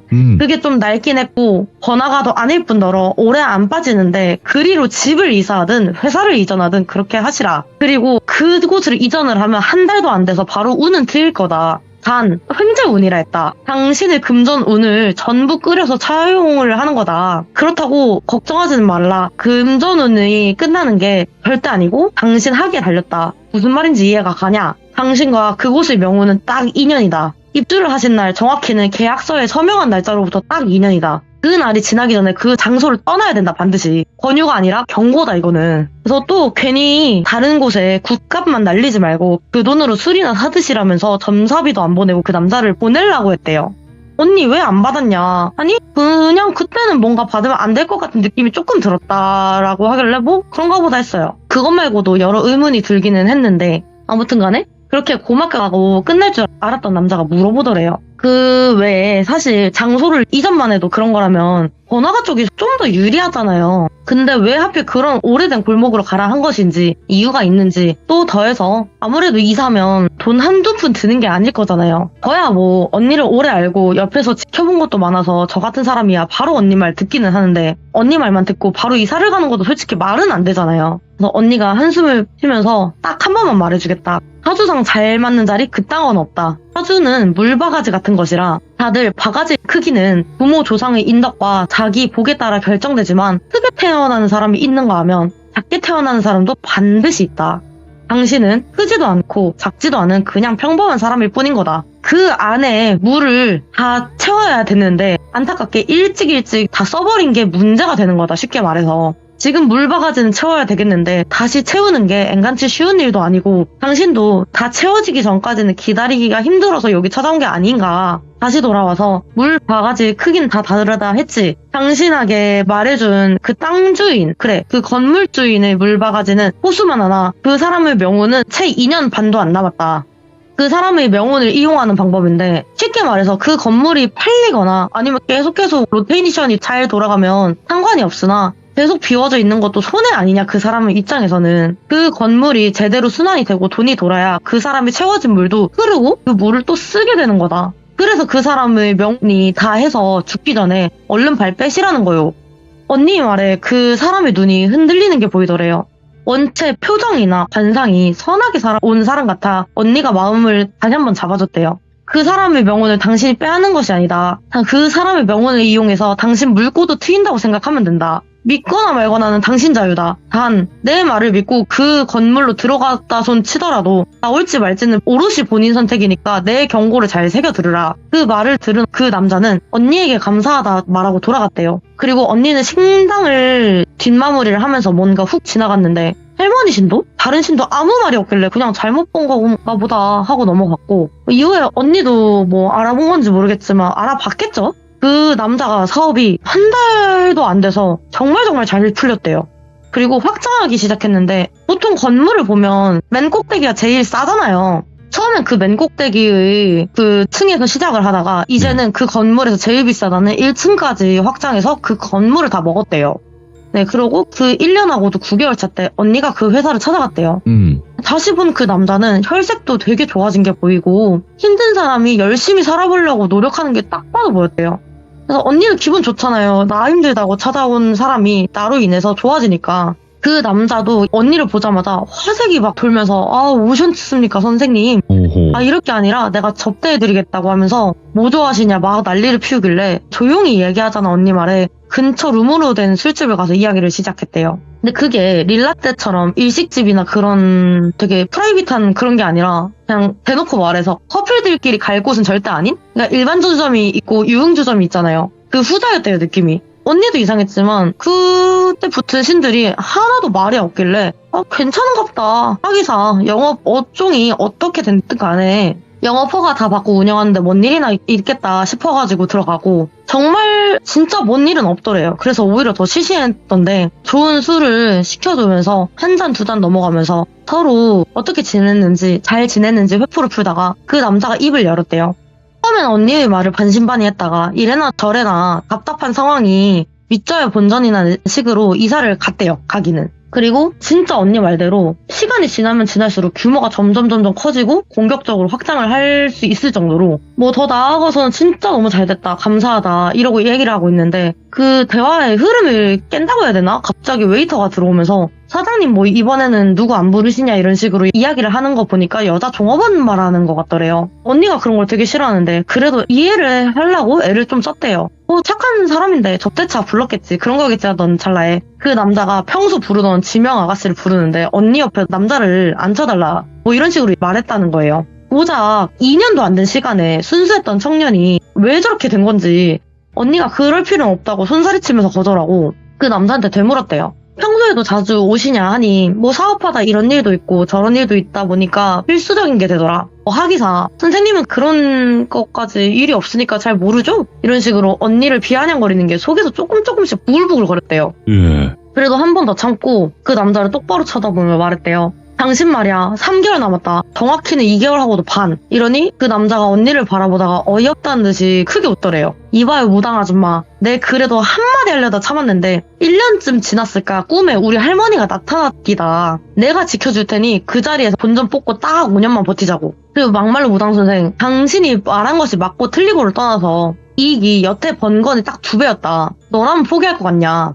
조금만 더 있으면 내 결혼식이 있고 후에 또 아이도 태어나겠지. 당신 같으면 이 좋은 노른자 알짜배기 땅을 어떻게 포기할 거냐. 내가 나쁘게 살지 않아서 그런가 우리 할머니가 나를 지켜준다고도 나타났으니 무슨 큰일이 있겠냐. 아니 애초에 귀신이라는 게 진짜 있긴 해? 하면서 언니한테 뭐라 하더래요. 예. 열이 너무 많이 받으면 얼굴이 새파랗게 질리잖아요. 당신 제정신이냐고 물으니까 그 남자가 더더욱 비아냥대면서 다른 사람들은 안 보인다는 게 보인다는 당신 같은 사람이나 그런 사람 말 안 듣고 알아서 잘 산다는 남자 중에 누가 제정신일 것 같이 보이냐 물어보고 다녀라 이러면서 언니한테 뭐라 하길래 언니가 열받아서 딱 일어났는데 그 남자가 끝까지 그러더래요.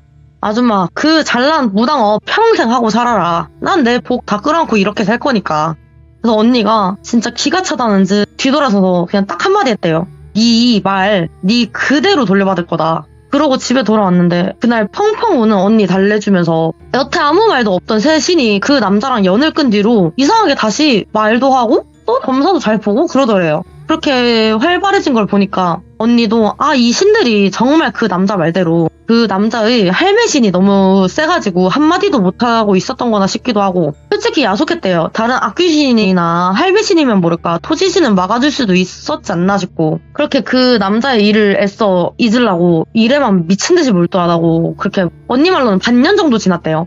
예상은 빗나가지 않는다 그러잖아요. 헌해진 인상은 온데간데 없고 얼굴만 홀쭉해진 남자가 술 냄새를 풀풀 풍기며 언니 집 그 신당 문을 미친듯이 두드리더래요. 그 남자한테 된통 당한 걸 잊으려고 이랬다 했는데 솔직히 그렇잖아요. 좀 나 연맥인 사람이 좀 못했으면 고소하잖아요. 언니가 그 남자가 오자마자 문고리를 조금만 걸고 살짝만 연 채로 신나서 미친듯이 웃었대요. 어떻게 정신 나간 귀한 새끼가 찾아왔냐 막 비아냥거리니까 그 남자가 무릎 꿇고 미안하다고 내가 미친놈이었다고 정신 나갔었다 미안하다고 싹싹 비는데 언니가 평소에 말하는 게 사람을 살려야 한다. 어떠한 사람도 단죄할 사람은 내가 아니다. 따로 있다. 이러는 그 언니가 그 상황이 너무 고소하고 즐겁기만 하더래요. 이야, 예. 그래서 막 비웃다가 다른 미친이나 찾아보십시오 하고 문을 쾅 닫아버리고 경찰 불러서 그렇게 이 일이 해결된 줄 알았는데 그대로 전달해도 되나 싶긴 한데 언니가 그러더라고요. 그것도 새끼랍시고 걔 어미가 찾아왔다. 자기 아들 이름이 송아무개인데 여기 오지 않았었냐. 그러더니 언니한테 무릎을 꿇고 싹싹 빌었대요. 애가 갑자기 살이 쪽쪽 빠지고 몸이 안 좋아지고 이상하게 그렇게 삐쩍 꿇고 몸이 안 좋아지면 사업이 막 무너지고 해야 되잖아요. 안 그래도 대표가 자리를 지킬 수가 없잖아요. 그런 상황이면. 근데 이상한 점이 대표가 하는 일 없이 있어 보여도 꼭 있어야 되는 게 대표인데 애가 점점 말라갈수록 회사는 어떻게 된 게 더 잘 되었대요. 그래서 그 보다 못한 엄마가 매각하자 이거 아닌 것 같다 막 난리를 쳐도 그때 막 힘없이 늘어져 있던 아들이 그 순간만큼은 절규하듯이 막 안 된다고 미친듯이 소리를 치면서 난리를 치더래요. 예. 엉엉 우는 꼴이 그래 그 얘가 문제지 얘 부모는 문제가 없지 싶기도 하면서 좀 마음이 약해졌나 봐요 언니가. 그래 그거 한번 봅시다 하고 그 남자가 입원해 있다는 병원을 찾아갔는데 이게 아프다 해서 요양병원이나 그런 데인 줄 알았는데 정신병원이더래요. 그것도 독방에. 예. 독방 같은데 다른 병원은 어떤지는 모르겠지만 문에는 조그마한 창문이 있대요. 다 개방되지 네. 않고 면회 신청을 하고 그 접견을 하기 전에 그 작은 창문으로 남자를 먼저 보겠다고 언니가 얼굴을 들이미자마자 갑자기 그 남자가 손을 쾅 하면서 창문에 얼굴을 들이밀더래요. 그리고 손을 막 미친듯이 문에 내리치면서 소리를 지르길래 당장 꺼져라. 남의 집안 일에 상관 말고 꺼지라고 하면서 미친듯이 문을 내리치고 눈이 점점 돌아버리는 게 보이더래요. 그래서 그런 모습을 보니까 언니가 이거 이 새끼 뭐에 씌었구나. 너 누구냐? 너 누군데 남의 집안 귀한 손에게 씌었냐? 네가 이럴수록 네 후손에게 업이 돌아가니까 그만둬라 라고 말을 했는데 그 눈이 뒤집힌 남자가 개거품 보글보글 막 토하듯이 하면서 막 낄낄거리면서 노인네 목소리로 웃더래요. 네가 날 모른다고? 야, 우리 한 번 봤잖아. 내가 너한테 이 새끼 그쪽으로 붙게 하려고 바람 불었잖아. 네 신당에서. 이러면서 막 낄낄거리면서 웃더래요. 그러고 보니 언니가 그 이사한 장소를 알아봤을 때부터 사실 그때 그 방식이 도덕적으로 깔끔한 건 아니었잖아요. 아무리 피해를 본 사람이 없다고 하더라도 그 운을 끌어 쓴다고 하는 것도 그렇고. 그래서 언니가 처음에 이해가 안 됐다가 나중에는 너 그 집 땅 주인 조상신이냐 하고 물으니 맞다라고 대답하길래 언니한테 그때 좀 말을 끊으면 안 됐지 물어봤어요. 그러면 조상신이면 일반 잡신이잖아요, 막말로. 뭐 언니 신도 힘이 빠졌다고 하잖아. 토지 신도 그렇고 악귀를 본다는 악귀 신도 있는데 왜 그런 조상신한테 눈이 씌었냐 하니 원래 자기 후손에 관련된 일이라면 조상신이 정말 세대요. 그 사람을 이길 수가 없대요. 예. 왜 자기 눈 앞에서 자기 자식을 죽이고 그러면 되게 한이 크다고 했잖아요. 그 말처럼 자기 후손을 지켜야 되니까 조상신들은 그래서 자기 후손에 대해서는 힘이 세질 수밖에 없다. 그래서 언니가 그 남자한테 다시 물어봤대요. 너가 농간질 친 건 알겠는데 왜 이러는 거냐? 너 진짜 이러다가 네 후손까지 벌 받는다. 이러니 그 남자가 낄낄거리면서 웃으면서 너 남의 돈줄에 얹어갈 때 기분 참 좋았을 거라고 하니 언니가 너무 눈이 떨렸지만 다시 마음을 잡고 그렇게 얘기를 했대요. 예. 너 그 건물주 조상신인가 본데 이럴수록 너의 후손만 안 좋아진다. 네 요절할 후손 살리려고 그 남자한테 사주를 덮어 씌운 거 아니냐. 더해서 명운은 당신이 어쩔 수 없는 거다. 지금이야 잠깐 명운이 길어진다고 해도 당신이 이럴수록 이 집 조상신들도 개입하면서 더 큰 싸움으로 벌어질 거다. 그러면 그 피를 보는 게 누구일 것 같냐? 당신 후손이다. 그리고 당신 정도가 이렇게 나올 정도면 그 당신의 후손이 잘 기렸을 거다. 어느 정도 선한 집안인 건 알겠다. 그러니까 이 정도에서 딱 멈춰라. 아무것도 못 본 걸로 묻어가겠다 하니 예. 어쩔 수 없이 안타깝게 요절하더라도 잘 살면 그 이후에 세상에서 보상받는다고 이러지 말라고 이러면서 막 언니가 타일렀대요. 근데 그러더니 그 귀신 씬 남자가 미친듯이 웃으면서 언니한테 니나 그럼 그렇게 좋은 후손의 복이나 받아라. 난 내 새끼 살려야겠으니 대똥밭에 굴러도 이승이 낫다 하면서 그 남자는 훌썩 쓰러지고 언니도 너무 충격 맞아서 바로 주저앉아 버렸대요. 그 남자가 쓰러지니까 의료진도 달려오고 막 난리가 난 상황에 아무 생각도 안 들고 그냥 그 장면만 멍하니 바라봤대요. 그래서 언니한테 그 일이 어떻게 해결은 됐냐고 물으니까 해결은 하긴 했다. 진짜 단순했다. 그냥 회사 매각해버리고 그 땅 주인 조상신이랑 안 엮이면 된다. 그 조상신이 말했던 것처럼 부모 입장에서는 자식이 돈을 잘 벌건 못 벌건 다 필요 없고 건강하게 오래 사는 게 중요하잖아요. 네. 아들이 개거품 물으면 뒤집어지는 걸 보니까 그 남자의 어머니도 언니 말 믿겠다. 뭐부터 해야 되냐 막 미친 듯이 다그치는 부모를 보니까 언니가 그냥 한마디만 했대요. 회사 팔고 다신 그 지역으로 얼씬도 하지 마시오. 이 말만 했대요. 그 말을 끝으로 그때의 이야기는 끝났는데 저만 충격받았나 싶을 정도로 언니가 멘탈이 정말 세요. 근데 왠지 이번에 언니가 너무 풀이 죽어있길래 왜 그러냐고 다그쳤어요. 솔직히 같이 살았는데 동거녀가 그러면 마음이 안 좋잖아요.